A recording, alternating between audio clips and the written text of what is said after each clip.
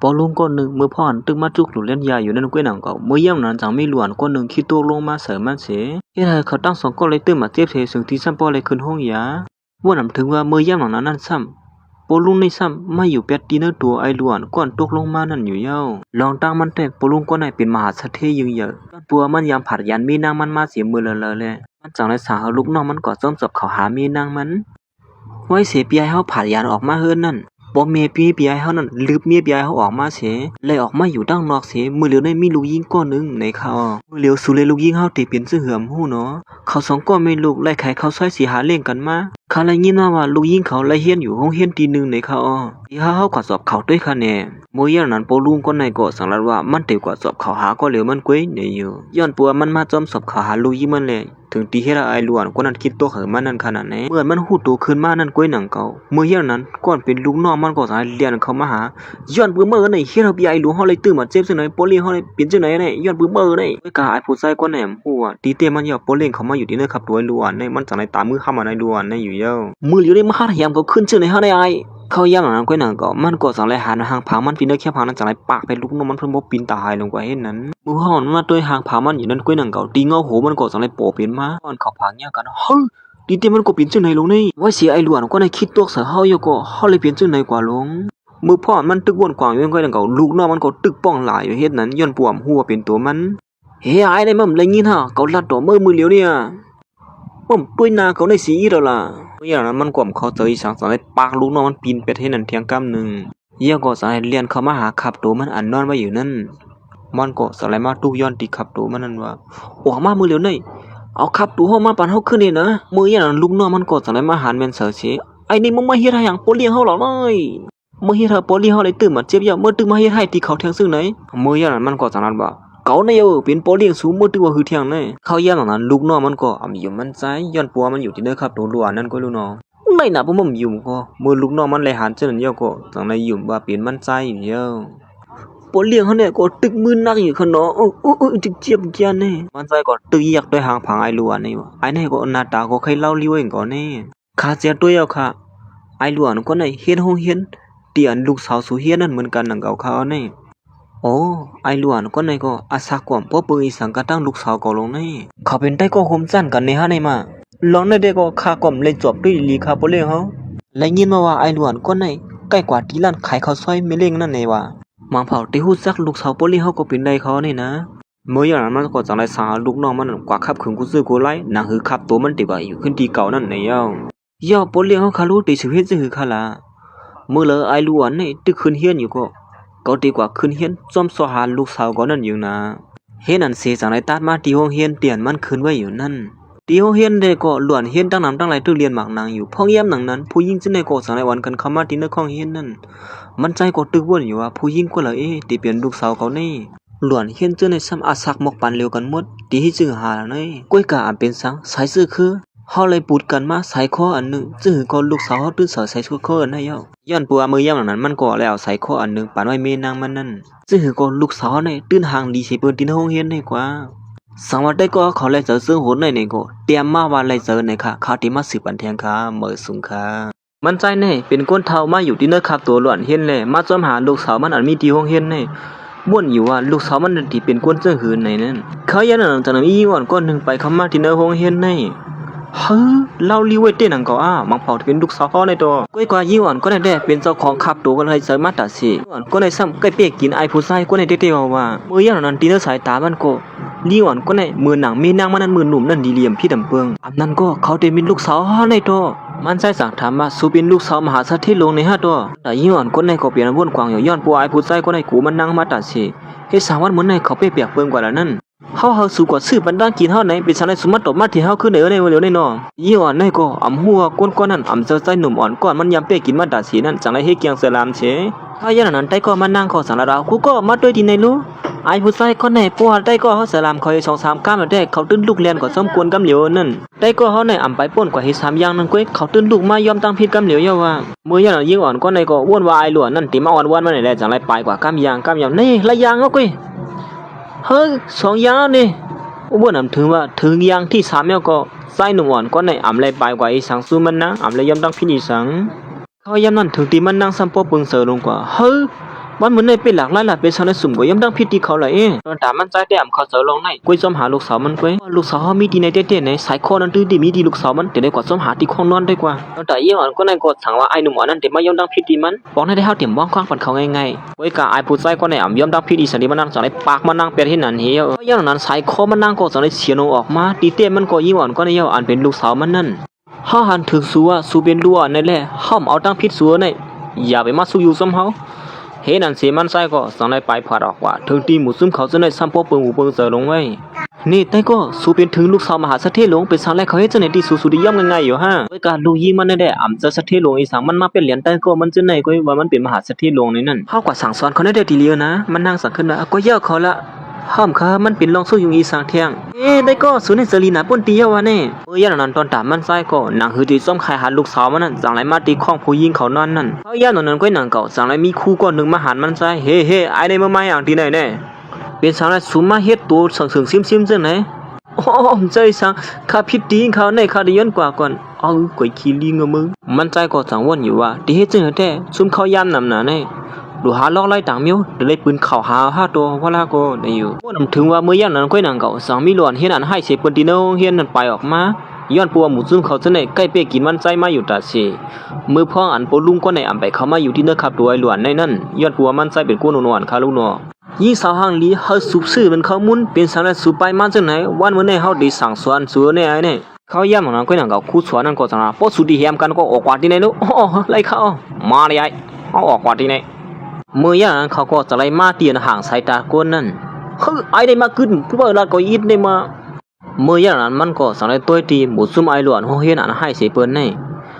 นสุมีสีหาก็ก้อยให้ได้มาเมื่อเป็นคนนาเปิ้นเนยได้หน่อให้อังลูกน้องมามีอินแกเสื้อในก็วนมาใจซื้อมันเขากำถางได้ที่ไหนเขาในว่าไอ้เมื่อคือก้อยว่าได้เป็นด่วนเฮ็ดในเลยเฮ็ดนำอย่าไปเฮาผิดกันนำหนาละเมื่อถามว่าเป็นก้นให้เนี่ยมันเกี่ยวน่ะนี่ฮะไอ้เขาซื้อในก็ห่วมเจ้าตัวมันใจเอาในจังนั้นว่าเมื่อว่าในเมื่อตึกเป็นก้นอ่อนเมื่อคิดตัวกันหมอเมื่อปีนผลเป็นฮะตัวมันใจก็สั่งนั้นว่าตีเต้มันหมู่ซุ่มสูในมีอะไรข้อก้อยตัดเตมาเป็นลูกน้องก็นั่นแต่ก็กึ่งตานซีนั่นแหละก้อยกากับมีลูกน้องก็มีอยู่กันในก้อยกาก็เดี๋ยวเอาหมู่ซุ่มสูเป็นลูกน้องออกมาเขาซื้อในก็สอนกันม่วนกวางอยู่ไอ้นี่ลัดเขาก็มีสังออกมานั่นมาดีใครโคนานเตียวฮะอย่างไอ้ผู้ใส่เจอให้ในควันห้ามมันได้ว่นถึงบ้านเรียกนั่นสมงงลงกว่าจังไหนเฮ้ยกวยขี้ลิงอ่ะยอมน้อมอย่าลุงอ่ะวะเห็นนั่นเขาซึ่งในก็เปลี่ยนโกเสียจากเฮ็ดจำความสาม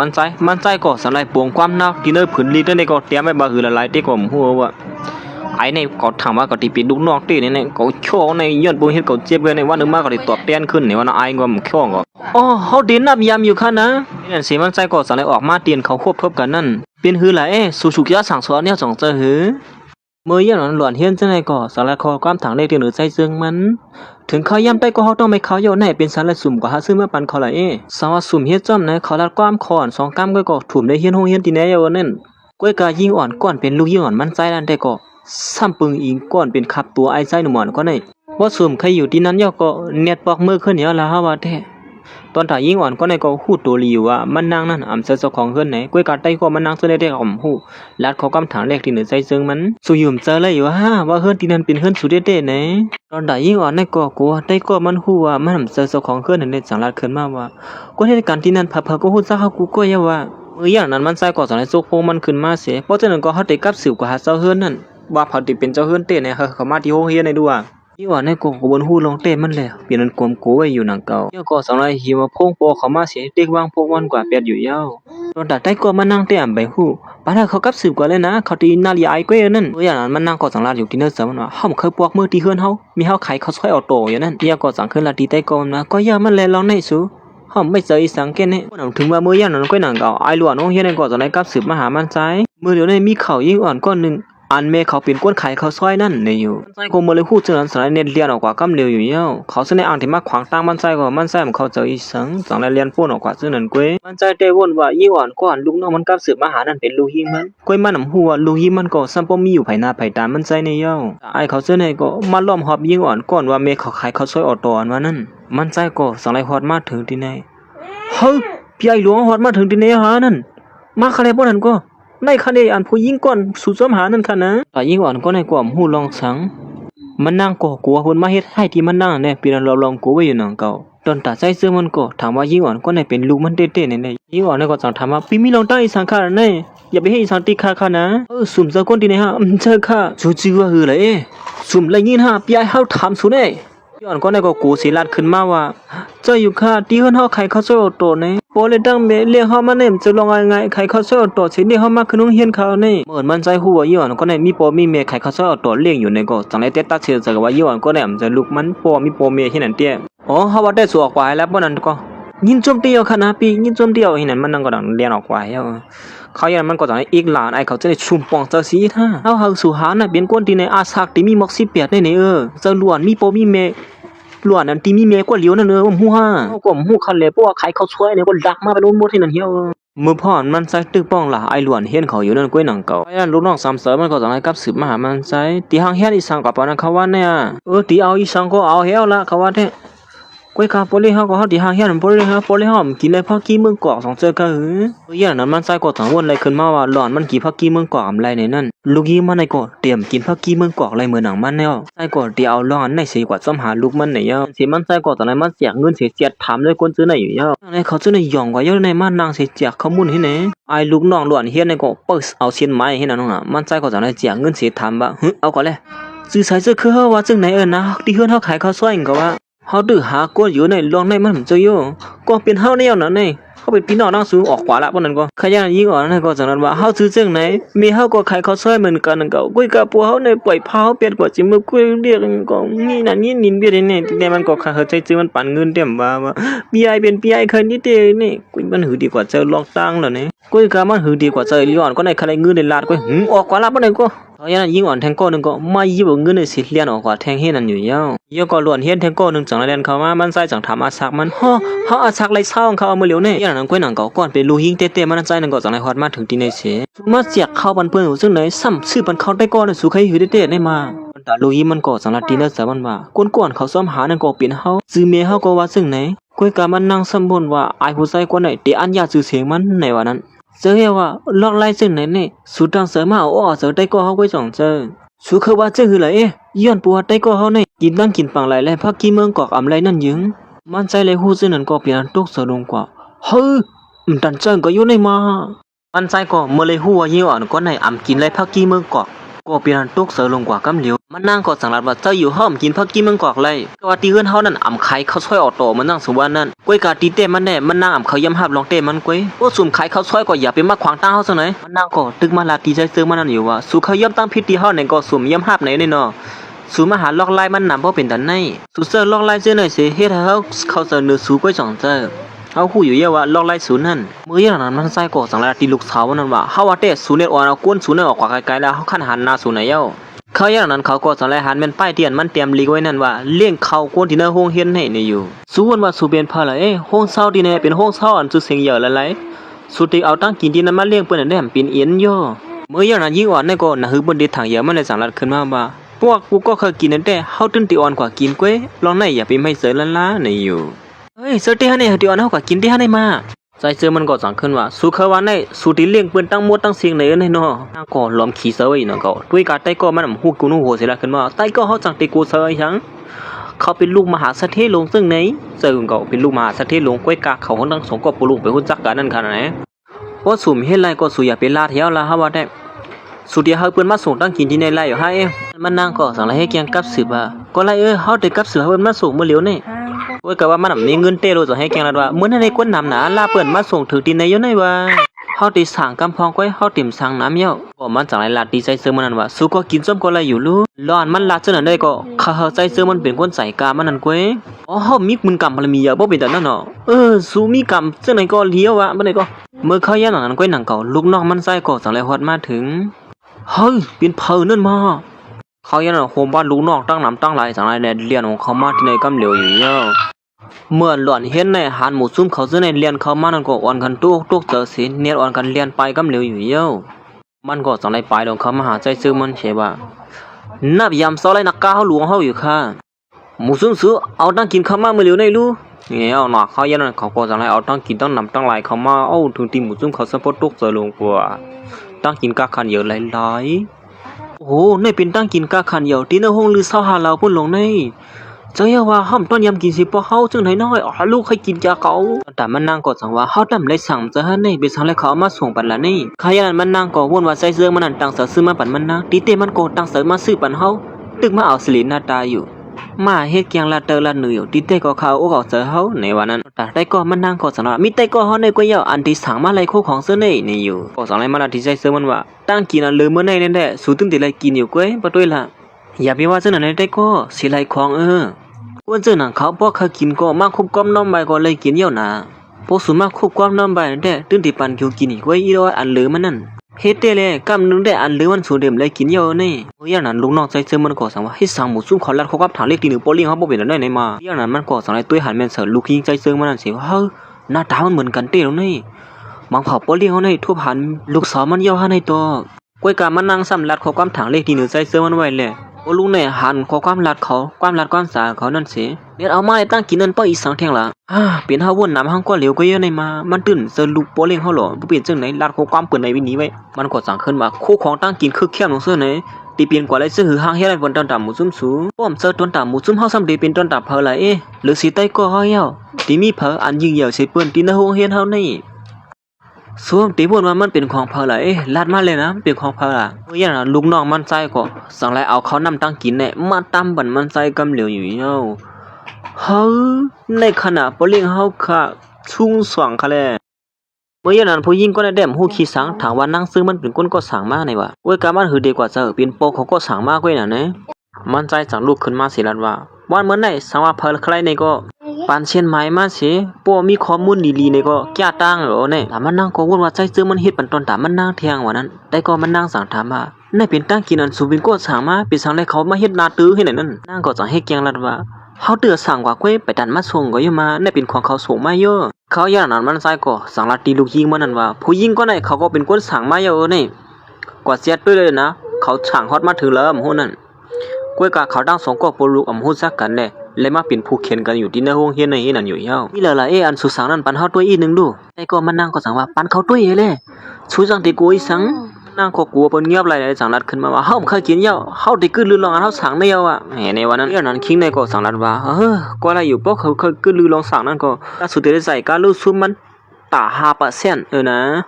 มีซะอยู่เขาอย่างนั้นมันก็จังขึ้นติปูลุงก็ในว่าเฮาขังเถื่อสูเป็นเจ้าของห้องเช่าเต้นั่นเด้ฮะคิงในจังขึ้นว่าเขาได้เป็นผู้จัดการก็เลยจึงหือนี่ใครโคปีเจ้าว่าเย้าสุสมาให้สั่งที่ไหนล่ะปะไหนเขาอย่างนั้นลูกน้องใส่เสื้อมันก็สั่งเลือดมือป๊าบไหนก็ปลุงเจ้าของร้านก็สั่งในเรียนมาคำเดียวเสียว่าตั้งกินเตียนเฮาซื้อมาในเปลี่ยนมาเสิร์ฟซื้อว่าตั้งกินคือเข้มในสุริวายสั่งเที่ยงกำในนั่งก็สั่งให้เกียงแล้วล่ะปกะหือล่ะปอจนก็เฮาได้เลยเงินมันสูมือเหลียวในอย่างนั้นเจ้าของร้านนั้นก็สั่งว่าเฮาเตรียมเอาน้ำเฮาได้เอา1 ล้านแก้วว่ามันนั่งเลยฮู้จนก็เป็นตกเจอลงกับคำเดียวก็คือคอก็มันนั่งสั่งว่า1 ล้านก็แต่ก็คนละแข้งห้องหรอย้อนเพราะว่ามันน้ำเสือกวนมีเงินกินหรอแต่ก็มันซ้ำยองกวนมันหนูให้นั่นติ๊กแต่ก็เฮาเนี่ยมีลองหยับสั่งหรอเงิน1 ล้านอันขนาดนึงก้อยปานเขากว่าละแต่ก็อย่าไปขี้เซออีสังให้เขาบ่เลยนายเฮียงอินกว่ามันก็เมื่อพอนมันนั่งตึกขี้เซออยู่นั่นก้อยนางเก่าใจเซอมันก็สั่งลัดขึ้นมาละก็ยาวมันเขียวเลยมันนั่งก็สั่งว่าเฮาก็บ่ฮู้อยู่ยาวเขาตื่นปล่อยให้เฮาเลยหยับซะซึ่งไหนแต่มันนั่งก่อมไปเคี้ยวสิริมันสั่งนั้นว่าเฮาฮู้อยู่นะเฮาติปันขยามลีตอนตาเสือนี่ในวันนั้นลาดในหมู่ซุ่มเขาสิเลยนะ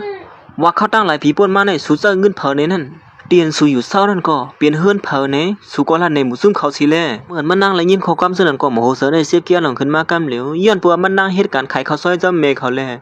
ปอกว่ามีเฮาขายข้าวซอยสิเลี้ยงดูเฮามาย้อนปัวเฮาก็ซ้ำนาตาหังหลีหังเล่าไว้กูก็ติวนว่าเฮาในเป็นนางยิงหังหลีแล้วก็เป็นลูกสาวมหาเศรษฐีหลวงก้อยกาเฮาซ้ำมาเกิดเป็นลูกก้นผานงจังไหนดีเดมันยาวมันหืดดีกว่าเสือลูกก้นผ่านเนาะมันนั่งก็เป็นลูกก้นมีอยู่ก็เองเก่าเขาอย่างนั้นแต่ก็เปลี่ยนหลายมันนั่งก็จะอะไรมาละตีโปเขานั่นว่าเฮ้ยสูในบ้าหืดแล้วไงสูว่าเราสูห้องคนเสนมาสูอยู่อย่างนั้นแล้วในกว่าสูลันว่าเขาพึ่งอิงเปิ้นเสกว่าอยู่ยี่เฮิรนเปิ้นเนี่ยฮะสูลาลีว่าไหน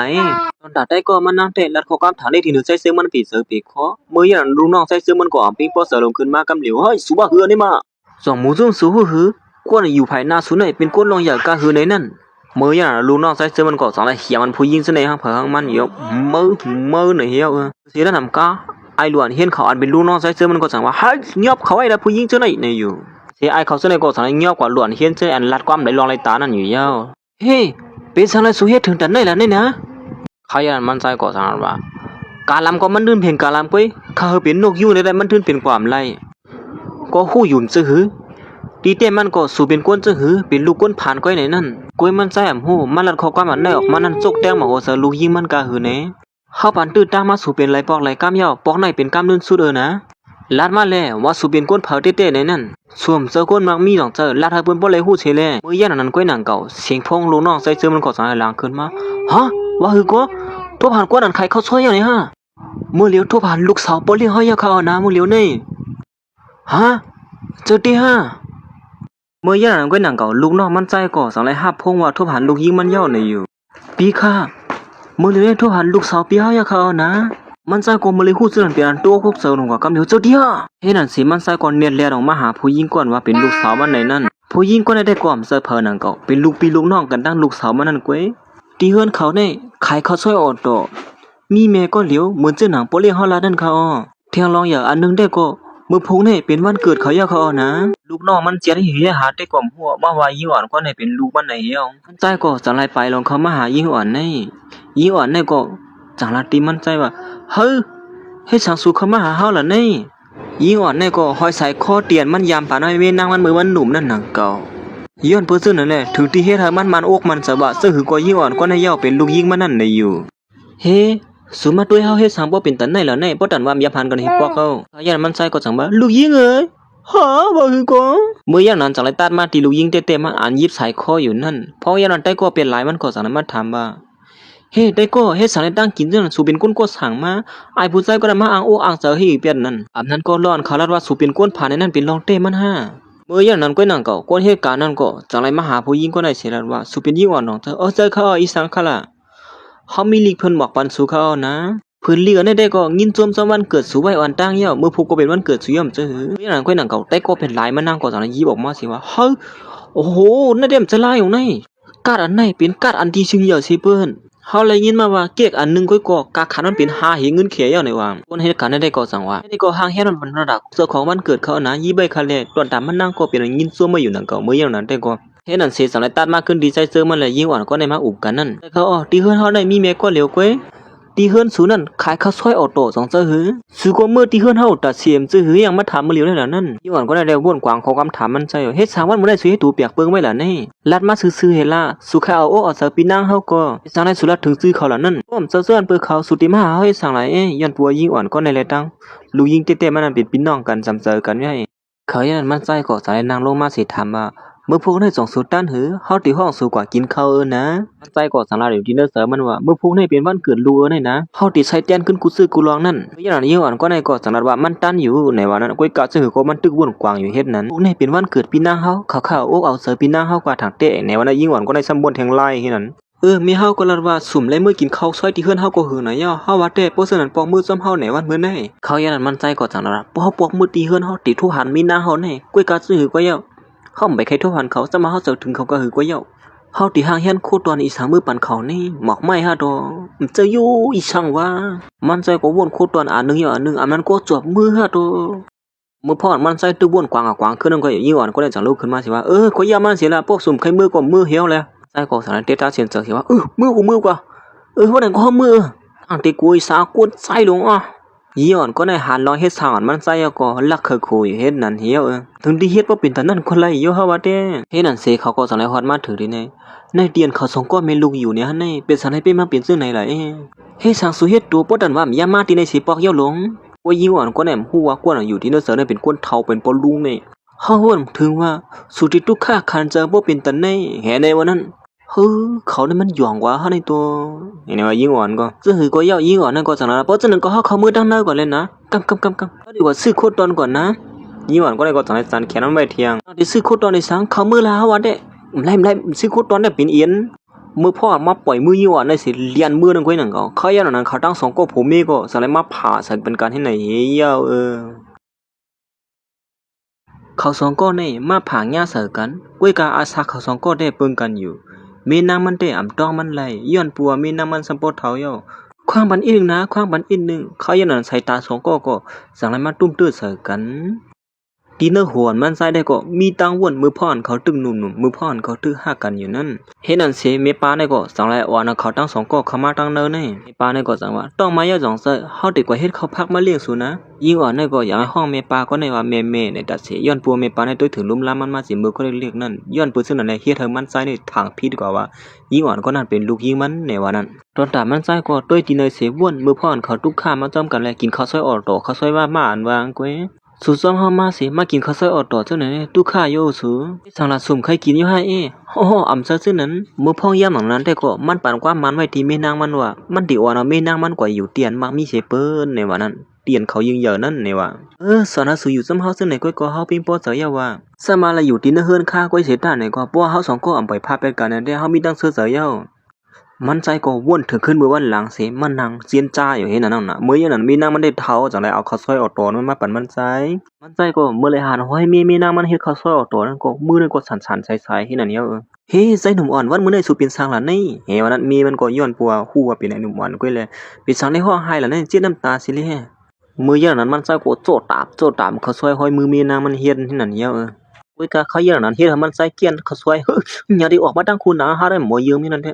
กินเรื่อยๆเลยไปหิมเนี่ยที่หางบ่เป็นแต่นั่นที่มันพอไม่หิมกินมื้ออย่างนั้นมันก็ให้ก่อสังยีบ่มือพี่บาเขาในจังว่าความปัญหาอีกนึงนะหลายปีป่นมาในห้อมเลยมาอยู่ซ้ำสู่ซึ่งไหนมื้อเหลียวในเฮามีกูซื้อกูร้องยอนะก็อันห้อมมีได้อามีสู่อยู่เมลูกอยู่หิมข้างเฮาก้วยแห่ในแม่ป้าในก็จังว่าไอ้ในหยองเฮาได้มาสู่เป็นก้นก่อนปล่อยเป็ดกูซื้อกูร้องเสิอย่ามาอยู่ซ้ำเฮามันเขาย่ามาแทงกล้ามนึงเลยน่ะสวยแห่ว่านั้นแม่ป้าในก็จังว่าไอ้ล้วนในหิสังได้มา要我上来录双别慢些难嘢我上来入拆嘛啦ไอ้เนี่ยมื่อคู่เนี่ยเขาได้ตั้งเมื่อไหร่เมื่อเหมือนเหือนเนี่ยเมื่อเย้าหยอกเล่นเขาเช่นไหนเนี่ยเฮ้ยใจก็กัดกุนคาเล่นนะตึกคืนเฮียนอยู่มั้งฮะเนี่ยก้อยหันมาป่นเนื้อก้นเท้าเจ้าหน้าเฮาเนี่ยฮะเนี่ยยันน่ะยิ่งหวานก็เลยมาหามเมย์เขาว่าเฮ้ยแม่อย่าไปให้เจ้าไหนคาเล่นนะเฮ้ยสามหูโจเขายันหรอเนี่ยอ๋อคำเพราะใครลีเขานั่นย้อนปัวเมปาในอ่ำหูเลยผูมันมาอยู่ที่เนื้อขับตัวไอ้หลวนเนี่ยแน่หันว่าเขายำซุ่มตั้งหักมาเยาก็อันดิมาเย้าเรียนเขาเจ้าไหนเด็กไว้ฮะมือลาแทงกำนู้มือไกลในเมื่อว่าหือก็เฮ็ดสางเมื่อลาความในซ้ำป้อมฮู้ก้นลงดูอ่านสีดอแต่มันใจกว่าจังลาดอกที่เนื้อจังว่าห้อยมีนางเฮามือเหลียวในเฮาติเลยห้องป่าในเฮาในบ่มือย่างนั้นมันใจก็สังไรออกลั่นเขาซอยนั้นมาลูกนอนมันใจก็สังไรมาเปิดหน้าพักตูนั่นสวยอะไรว่าแก่อยู่มือเหลียวเฮาทุบหันลูกสาวเฮาเย้าในวันนั้นโอ้ยมันนำหัวยิ่งอ่อนกว่านั้นอำซะลูกสาวมันมีมันได้เจอลูกสาวมันได้หือดีกว่าซื้อแล้วนะปอเลี้ยงห้อมเจ็ดด้วยค่ะว่าสาวจังเจอลูกปอเลี้ยงเฮาแหนมันดีพิษเปิงกว่าเลยซื้อหือเขาห้อยใส่ข้อตีนเฮาปันเมเขาไว้นั่นตัดลูกน้องมันก็จังลาดอกที่เนื้อเสริมนะยิ่งอ่อนกว่าเฮาทุบหันมื้อกลางวันให้หยังเหมือนเห็นมันไหนมาน้องมันได้ถังเถิมถังทีไม่ได้นึกเต้ๆมันนั่นพอมันติขึ้นการลูกน้องมันก็จังลาดว่าเขาว่าได้ปอเลี้ยงเฮาเจ็ดด้วยได้ดีเขานะสังว่ามีร้องในย่อไหนอยู่จังปีโลเฮาฮับยอมฮับเลยอันปอเลี้ยงเฮาเป็นคนหนุ่มแน่เขาย่างนั้นมันใส่ก็จังไรเฮาลูกน้องมันนั่นกว่าเจ็ดด้วยเนี่ยโอ้ไล่เขาอย่างนั้นลูกน้องมันก็จังไรแทงกำหนึ่งเฮ้กำก่อนเขาเลยนะตีปานเขาสองก็มีลูกอยู่ที่ไหนก้อยค่ะอ่ำไข่กว่าตั้งเลยค่ะเนี่ยเขาอย่างนั้นมันใส่ก็จังไรว่าลูกไข่กว่าจังตีเนี่ยบ่ได้มือเหลียวเฮือนเฮาเตียนยิงเหยอนั่นก็ตีมาโตเป็นต้นตาเฮาขึ้นเยอะเฮาเขาสองก็มีลูกกว่าอยู่ที่นั่นได้นะเนี่ยอยู่บ่นว่าเฮาใส่เตียนมันสูงขึ้นเนี่ยตีเพียงพอเจออยู่นะแหว่านั้นมันใช่ก็เฮ็ดนั่นเสสังไรตัดมากขึ้นตีลูกเต้ๆมันอันโตเป็นก้นผ่านเสเขาเป็นผู้มาก้นมีนั่นสังไรลาตีหมู่ซุ่มใต้ก็มันหน่อยว่าเมื่อพวกนี่อย่าไปลืมมาเขาไว้ปั้นเกิดเฮานะที่เฮือนเฮาเฮือนหรือลอยเฮานั่นน่ะโอ้โหงินจมตำได้ก็เฮาเตียวว่าคนตามหมู่ซุ่มเขาจะได้ก็เป็นงินจมมาอยู่ว่าเด็กกว่าวันเกิดมันนางที่เฮือนยิงเหยานั่นเย้านี่ว่าเฮ็ดนั่นเสวันปังป้อยวันเกิดนั่นก็สังไรฮอดมาถึงยิ่งอ่อนก็ได้ก็สังไรอ่อนเอาไว้ก็มันเข้ามาตีว่างปังป้อยวันเกิดนั่นโอ้โหม่วนถึงมาตียิงเหยาว่าเป็นตาได้เนาะเมื่อย่ามนั้นวันปังป้อยวันเกิดนั่นก็สังไรฮอดมาถึงผู้หญิงก็นั่นแหละโอ้ยก็มันก็สังไรฮอดมาถึงที่ไหนโอ้ลูกเขาหางเฮ็ดไว้แคมปีเจอเนาะเมื่อย่ามนั้นปอลูกก็ได้จังไรถามมันว่าเฮ็ดสังไรสุมาที่ไหนแล้วยิ่งอ่อนเฮาก็อ่อนเอาโอ้ยก็เขามาโฮมันเกิดเฮานะอีสังก็วันเกิดสุในฮะป้อมเจอวันเกิดเฮาที่เป็นวันเกิดเผยลาลีถามน่ะตาปอลุงก็ได้ก็จังว่าเขาหางเฮ็ดวันเกิดวันไหนหรือเสียยิ่งอ่อนก็ได้ก็เตรียมเจอเพิ่นก็อยู่มาเพราะฉะนั้นก็มันนางเสียก่อนแลเห็นในวันนั้นปอลุงได้ก็มันก็จังว่าเฮาว่าเต้เขาตั้งเสือเฮ็ดให้บันป่วยมันเกิดสูเลยนะเฮ็ดสังเขาดำไปมาล่ะเขาย่ำมือเหลียวในแหในวันนั้นมื้อย่างนั้นมันนางก่อสังไรกัดสืบหาใจเสือมันก่อนเป็นโปเขามาอยู่ที่เนื้อขับตัวนั่นเฮ็ดสังถึงเขาย่ำมือเหลียวในสวมไปมาล่ะเขาอย่างนั้นก่อนเป็นโปเขามีเนื้อขับตัวใจเสือมันก็จังไรเอกลาบันมันนางเฮ้ยเขาลาสูนั่นมา มันนางก็ตึกวนว่าใส่เสื้อมันนั้นปันลองเสือตื่นเตียนมันนางเก้ในวันนั้นเฮาไปคือฮู้เตียว่าสุหังเฮ็ดให้ปันลองเสือตื่นเตียนเฮาอีสังในนั้นอันเปิ้นฮ้องว่า supply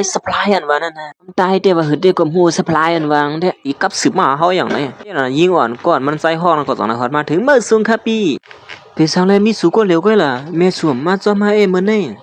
จึงลัดว่าติมาจำกันไหนล่ะยิงอ่อนก็ได้สังนั้นว่าโอ้ตีเชียงเฮานั้นมีคนมากินน้ำนั่นแหละมีเฮาไปจังมาจอมเขาตัวอย่างก้อยน่ะก็ลูกน้องมันก็สังนั้นว่ากูกูลอหาเฮ็ดเข้มแล้วครับบ่เลี้ยงเฮาและเขามาโฮมมันเกิดลูกสาวปอนก่อนดังสุดเฮาก็ได้ตุ้ยถึงนี่เลียในวันนั้นมันก็ยันนั้นมันก็สังเลยเฮายิงอ่อนก็ในเขาอันตั้งเสียก่อนกำมันดิซ้อมหลังเขากว่าในวันนั้นยิงอ่อนนั่นก็สังเลยเข้ามาที่เนื้อปังป้อยนั่นกำเหลียวเฮ็ดนั้นเสมันนั่งก็สังเลยฮอดมาถึงที่เนื้อปังป้อยนี่เมื่อยันนั้นก้อยหนังเก่าผู้หญิงเปลี่ยนหลายก่อนเป็นใต้ก็ปีนางเขานั่นก็สังเลยหันเสมันนั่งสิว่าสุมาให้สังตีในแน่เมื่อยันนั้นตอนตาปีนางเขาก็สังว่าเฮ้เขามาให้สังตีในล่ะนี่กำเปิ้นตีคู่นี่ว่าเฮาเป็นดูก้นพันไหนในก็สังอ่อนกันแล้วเขาคำถามได้ตีเหมือนมันนะเฮ็ดสังสุ่มอยู่ตีเฮือนเสล่างหวันซอยเมสุไรเป็นสังเลยมาตีในล่ะนางก็สังนั้นว่าใส่เสื้อห้องมันมาในวันนั้นมันก็สังนั้นว่าปังป้อยวันเกิดปีนางเฮาก็มาเก้ในวันนั้นมันก็สังเลยอ่านตีไปเขามาหาปีนางเขาก็ตอนตามมันนางซ้ำกลัวเปิ้นฮู้ว่าเขาเป็นพี่น้องกันในแหลมเขาย่ำฮับยิงอ่อนได้อย่าไปมาให้แกงซ้ำเจอกันตั้งเฮาอยู่เย้าเฮาฮู้จักกันตั้งสูในเหี่ยวก็สังลาอยู่ที่เนื้อเสือมันว่าเฮาบ่ลัดเขาย่อมซื่อบ่ดีแก่กังคนนำในเฮ็ดแก่ฮู้จักกันตั้งเฮาไหนผู้หญิงก็ในก็สังว่าวันมื้อในวันเกิดได้ก็เขาเพลอเต็มมีพุ่นพรห้องคนดังก็มาในมีเจ้าของวันเกิดในก็เย้าตีห้องเพลอมาก็ผิดหมอกเพลอมาก็ไรในนั้นเตรียมมีเพลอไรเขาอย่างนั้นเขาก็สังอ่อนกันเขามาเป้กินยิงอ่อนในเพราะเจ้าสุขกว่าเกิดเป็นลูกก้นพันจังไหนตีในมันกึ่งแลบกันตั้งสู่สีอีดกวยยิงคนในก็สังเฮียมันนายิงอ่อนในตอนตามันนั่งก็ไม่ใส่ตอนตายิงอ่อนนั่นอยู่ที่ตากวยกะซ้ำกูเปิ้นฮู้จักว่าเขาเป็นพี่น้องกันหันหือกำไนได้ก็เฮาจะลำไม่ออกหือล่ะนั่นยาวก็เขาจังไรเฮายิงอ่อนนั้นคุบเข่าลงต่อหน้าต่อตาเขาในอยู่กวนหิมพร้อมซึ่งในก็สังอ่อนกันนั้นว่าคุบเข่าเลยนะคุบเข่ามือเลี้ยวได้แลเห็นในวันนั้นเจ้าว่าเขามาที่ในก็หลูคุบเข่าในอยู่เขาอย่างนั้นมันนั่งก็สังลัดลงขึ้นมาว่าคือลือได้ยาเฮาก็เป็นได้ก็ห่มสั้นกันนั่งเก่าเฮาก็ฮับตอนสิอยู่เหมือนกันนะเขาซึ่งในก็สวรรค์กันลาดขึ้นมาแทงว่าด้วยรู้ได้ก็เฮาในห่างลีเสียมกันนำเสรีบ่แทงก่อนฮับตอนก้นผ่านจังหนังสูนั่นป้าในอยู่กลัวจังหนังสูนี่ที่เฮ็ดสุก็ผ่านว่าผ่านเนาะเหตุการณ์ก็มีเงินสั่งไรมาที่ไหนแท้จัดในทั้งจัดสูดำไรหันปังป้อยยิงเหยาจังไหนด้วยรู้สึกโคสุก็เป็นสุเคยอกลงจังไหนแผน7มือรังเหม่อสิในก่อนน่ะยิงอ่อนในก็ถูกเปิ้นเปี้ยกินอยู่ที่เนื้อปังป้อยนั่นเฮ็ดนั่นเหี่ยว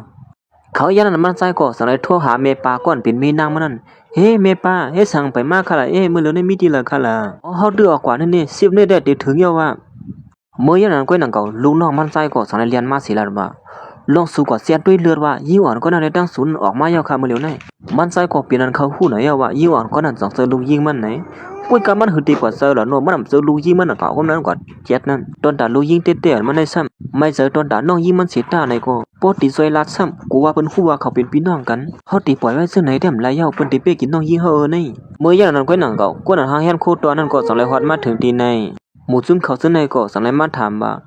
พาเป็นเจ้าของวันเกิดค่ะล่ะวันมื้อไหนสิเป็นเผอเป็นเฮาในกำเดียวอ๋อเฮาเป็นคนนั้นมาส่งซื้อโคนั่นเขานะซื้อโคนั่นได้ก็เป็นโคตอนเจ้าของวันเกิดในเขาในสายโคกะคันเดียวในบ้านเทียงเมื่ออย่างนั้นกวนทางแฮนซื้อโคนั่นก็สังเลยเอาโคตอนตั้งนำตั้งหลายโคบ่ตั้งสายโคในมาปันอยู่เย้าเฮ้ยห้อมในตุ้ยพี่แล้วในมาสายโคกะคันเดียวลงซึ่งไหนเนาะฮอดมาถึงที่ไหนนี่เขาอย่างนั้นแต่ก่อนมันนั่งก็จังว่าเน็ตบ่ได้ซื้อโคซื้อเลยนะเฮาได้เปิดที่ไหนนี่ตอนตามันนางก็เหมือนที่ออกกว่านั้นจังวนอยู่ว่าพวกเขาไปกินน้องสาวรู้ที่เฮ็ดซื่อหือล่ะนี่เว้ยกาซื่อหือก็ย่อเฮาได้เลยว่าเฮ็ดนาการเฮาก่อนแหในวันนั้นกำนึงซุปเปอร์ทาเฮาไว้ที่ในเลยนะเฮ็ดนั่นเสมันนางก็สังไลไปผาดหมดซุ่มเขาซะในออกกว่าย่อมื้อพ่ออันมันนานปลายกว่าห่างไกลเปิ้นนั่นก้วยหนังเก่าหมดซุ่มเขาซะในก็สังไลมาลาตีว่านั้นว่าถอดซื้อโคสู่โลกมื้อเหลียวในย่อก็ยอบคอเขาออกว่ากำเหลียวนี่อยู่เมื่อไกลเขาลัดว่าฮับตัวเนมคือล่ะเขายันหมูซุ่มเปลี่ยนลายลงเขาซะในก็จังนั้นว่าใต้ก็เฮาในเป็นคนยิงเหยื่อก็หือตีมาซุ่มคบซุ่มความซุ่มก้นพันจังนั้นเขาในก็จะตัวรู้สึกโคยอกว่าเงี้ยเมื่ออย่างนั้นหมูซุ่มเขาก็สไลมาเป้กินยิงอ่อนนั่นอยู่ยาวหรือสินั่นนำกาสไลมาถอดไปใส่คอมันนางอันห้อยไว้อยู่นั่นใส่คอนั่นได้ก็เหมือนใต้ก็เขาฮู้อยู่นั่นขนาดใส่คออันปืนปั่นกันมานั่นน่ะอย่าไปเอาใส่คอกว่าจังนั้นนะสุหัดมาลัดขอความเสนอที่เฮาเนี่ยเมื่ออย่างนั้นผู้หญิงเป็นหลายนี่ก็สังเลยเอาใส่คอในไกวประเทศนั้นเหี่ยวยิงอ่อนนี่ก็ตุกย้อนอยู่สิตานี่ก็หมู่ซุ่มเขาในอำปันลาเปิ้นข้างที่พาดังไปแล้วผู้หญิงก็ได้จังนั้นว่าเฮ้อใส่คอในเหมือนเปลืองหูเปลืองตาไว้อำหันตีเลยไว้นี่ เฮ้แต่ก็เขาก็มีอันหนึงเหมือนกันจ่องเจอเขายันผู้หญิงก็ได้ก็สารว่าอ๋อเขาปองใจเขาว่าสู้ควายเขามาแต่สิเลยสู้เอาใส่ข้อเขามาจ่องเจอในเฮียงเฮ้ยยันนั้นยี่ว่าเนี่ยก็จอยชับเลี้ยงอยู่อ่ะมันทำไรลักมาทำไรอีสังเนี่ยอยู่เฮ้ยกาหมูจุ่มเปลี่ยนลายเขาในหือดีกว่าถ่อมเขากำลัดมันนั่งล่ะเนาะสู้ในเฮียถ้าเปิ้นเลยหยาบเสือพัดควายไปทะลุใส่ข้อนั่นตอนแต่ยิ่งอ่อนเนี่ยก็ตุกย้อนเอาใส่ข้อนั่นขึ้นอยู่ให้นั่นติ๊กมันตียอมเฮ็ดกูซื้อกูลองก้วยหนังเฮ็ดติไลมาใส่ข้อนั่นในอยู่พอเจอนั่นก็สู้ก็คุบเข่าลงมามือเลยเลยนะเขาเจอในก็ตอนในติ๊กเตียงเฮามันนั่งคุบเข่าต่อหน้าหมูซุ่มเขานั่นอยู่ยาวจะมามันนั่งคุบเข่าลงกว่าเสตาในก็หมูซุ่มเขาเจอในเตื้อเอาใส่ข้อมันนั่งกว่าอยู่เฮ็ดนั้นเยอะก็ตอนในลาติมันนั่งอ่ะพอเจอสู้แค่หมอหาบลีก้วยมานี่ดังพิทาเฮามันดีกว่าเลยเขาย่านหนังนั้นก้วยหนังเก่าใจเจอมันก็สองในฮอดมาถึงที่ในมันใจเลยหันเจอนั่นก็ปีนั้นเจ็บเสือเต้ๆว่าอยู่ย้อนปัวมันบ่นว่ายี่หวานก็ในเป็นลูกมันนี่แหละจังนั้นว่าเฮ้อ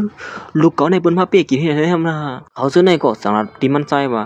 สุในเป็นคนอีสานในมาปอดกินดีได้ก็เฮาสิกว่าเลี้ยงผู้หญิงต่างก็จังไหนเนี่ยผู้หญิงก็ได้แดมหัวฉากมันเหย่าใช้ซื้อมันจะลำบ่กะหืออย่างนั้นสูมายากไว้แบบสายคอเฮาสืบปูดกันมานั่นสูมีบ่นว่าซึ่งหือเลยเลียเนี่ยเลียจ้าเนี่ยวันมื้อไหนก็ดิสั่งสอนมาก้วยเนี่ยเอาใจซื้อก็เป็นจะลำเนาหน่อยย่ำนั้นได้ก็ตอนตามหมู่ซุ่มเขาจะได้แดมไปคู่อีสังถามว่ามันใจเฮ็ดเรียนก้วยไหนย่อตึกป้องตึกหลายอยู่เฮ็ดนั้นมันใส่ก็จังนั้นว่าเขาดิขับคือมันหมู่ซุ่มสูงมันหมดเพราะเป็นคนก่อใส่ข้อในก้วยเนี่ยอยู่เขาอย่างนั้นผู้หญิงก็ได้ก็จังว่าเป็นเฮามีลองตั้งอีสังเฮ้เหือก็จังไอ้ห้ามันผู้หญิงก็ได้เฮ็ดนั่นเฮียเฮ้สุหัดแหมเฮาได้จึงเหือเนี่ยเพราะเราเป็นคนก่อสั่งเฮาลูกสาวเฮาคุบเขาผู้หญิงซื้อร้านนั่นก็จังนั้นขึ้นมาแทนว่าไอ้เนี่ยเฮียนั่นมาเมื่อเจอเนี่ยเฮ้ยสุนี่มันหยองอย่างนั้นตีอย่างนั้นมาจังตีอย่างเขาดีเหี้ยเมื่อนั่นอยู่นะอย่างนั้นยิ่งวันก่อนเป็นลูกสาวเต้ๆนั่นก็จังนั้นเลี้ยงออกมาสุเฮ็ดลงหยองอีสังละนี่เขาย่ามนั้นมันใจก็จังไรปล่อยแบดผู้หญิงเจอในกำเหลียวอยู่ยาวขันหันมามือน่ะมือแต่ก็จังสู้เป็นสังหือแต่ก็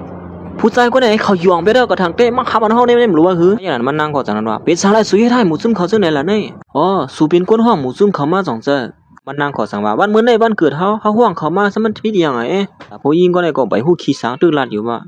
มื้อในเป็นวันเกิดสูเขาห่วงปุ่นมาสิมาเฮ็ดให้จังได๋แหนปีนเอ็นมาได้แต่มันนางก็ไปฮู้สุหัดมาหาลองสู้ยุงตีเมื่อวันเกิดเฮาซึ่งไหนเยี่ยวของมันสั่งไรเฮาใจซื้อมันยอมดังผิดตีหมู่ซุ่มเขาซึ่งนั่นในอยู่เขาอย่างนั้นมันใส่ก็สั่งไรหันแม่นซื้อโคนั่นสิเฮ้อซื้อโคนี่ก็สั่งมันลูกสาวของหือแล้วนี่เป็นสั่งไรมันมาอยู่ที่สูเลยซึ่งหือนี่วิมันหูซื้อโคได้ก็อยู่ที่ลูกสาวมันเยอะเขาอย่างนั้นถึงที่หมู่ซุ่มเขาซึ่งในสัมปทุกส่วนลงกว่าเฮ้อมันใครว่าหือนั่นมาเฮ้อปันเฮาในฮะนั่นมายิ่งอ่อนก็ในก็วนกว่าเหมือนกันสุดนั้นลองยองสั่งละนี่เยี่ยวก็ใส่โคซึ่งในก็สู้เอากว่าไรซึ่งหือละตอนตามมันนั่งก็วนว่าใจเสื้อมันนั่นเอาซื้อโคมาปั่นมันนั่งก็สั่งขึ้นนั่นว่าวันมื้อไหนเป็นวันเกิดเฮาซื้อโคก็มาเป็นดอนดาเฮาก็อย่างนั้นมันใส่ก็สั่งว่าซื้อโคเฮาปั่นเขานั่นเป็นสังในสุมาเสือเลยซึ่งหือละนี่ถึงดียิ่งกว่าในก็เป็นอันตกเสือลงกว่าเหมือนกันเฮ้ยหือเหรอเมื่ออย่างนั้นผู้หญิงเป็นหลายในก็สั่งว่าสุหานอยู่ด้านตาดูทำเนียมเทียงด้วยแลซื้อโคนี่ถูกเมียนกันดังเขาลีๆงามๆเจอหือเขาย้ำนั้นมันใส่ก็สั่งเลยถามว่าสูนมาซื้อโคในมันเรียบดังสูนเลยฮะ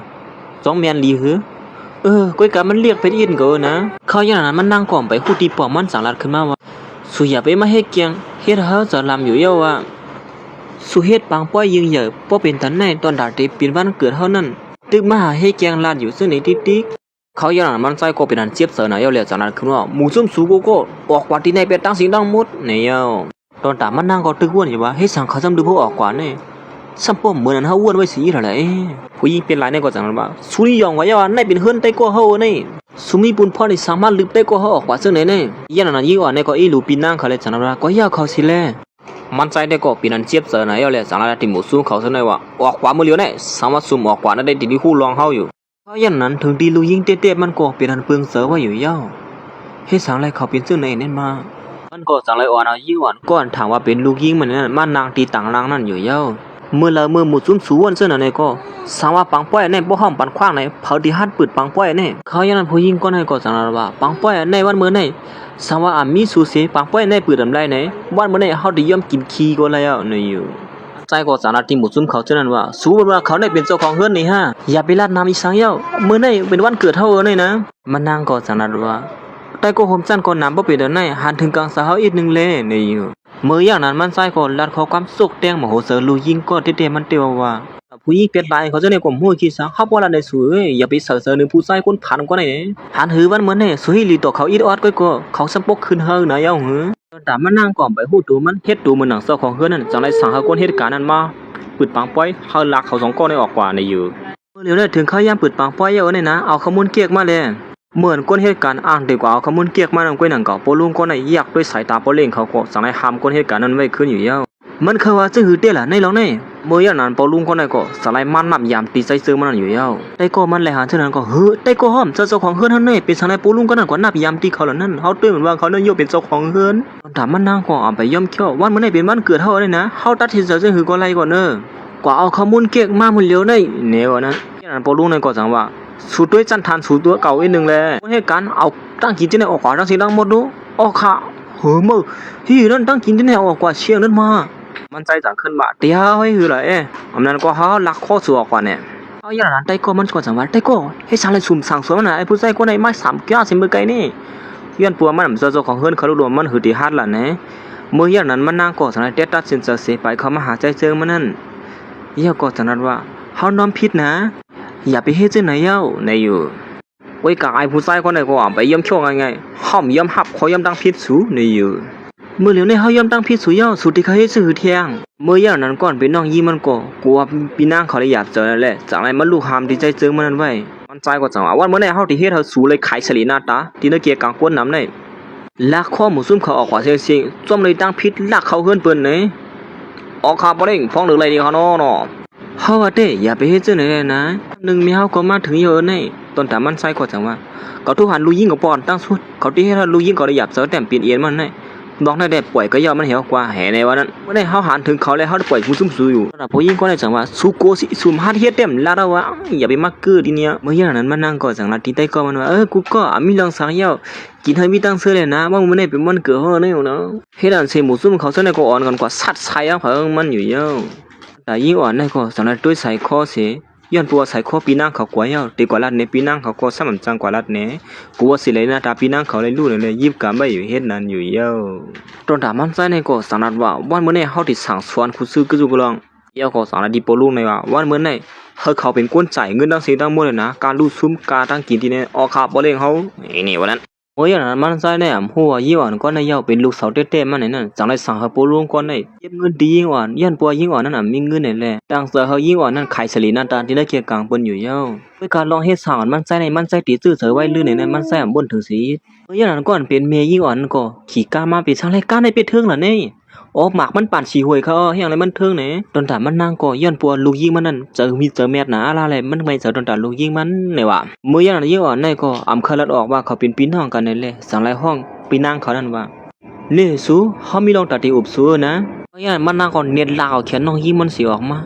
ามีลองตั้งให้สั่งละกำนึงมีเฮาติฮัดมาถึงที่ในนะมันนางกว่าเขาเฮเมเขามากูว่าใต้กว่ามันฮู้มันเป็นก้นพันในว่านั้นปอไตก็เฮาฮู้ว่าเฮาเป็นคนขายข้าวซอยออโต้ก็ได้สุกซากหมดในมือตอนถามมันนางก็สารติปีนางเขาว่าวันมื้อไหนเป็นวันเกิดปีนางเฮามาโฮมซ้อนที่เป็นกว่าไรซื้อหือมันนางก็สังว่าลัดนี้ไม่เฮาให้รู้ว่ามหลูมากกว่าแล้วเฮามีดังซื้ออยู่ในวะสิมันนางก็อ่านติไปออกกว่าไม่เฮาติมาถึงที่นี่นะไม่เฮาบ่อยู่ลีอย่าไปเฮ็ดเธอไม่เฮาเลยตื้อเจอเลยนะเขาอย่างนั้นมันนางก็สังว่ามันซ้ำกับไอ้สังกันเฮาบ่ติปีดังผิดกว่าเนี่ยดังผิดกว่าเป็นโปเป็ดลายของเฮาเนี่ยนี่อยู่เมื่อย่างเขาตั้งสองก็พี่น้องยิ้มมือกันอยู่นั่นก็นั่งเขาใต้ก็เป็นหลายมันก็สั่งหลายใบหน้ามาเสียมันนั่งก็กลัวบนเงียบไหลคนเน็ตปล่อยเป็นมือกันปีเจอไว้เอาไ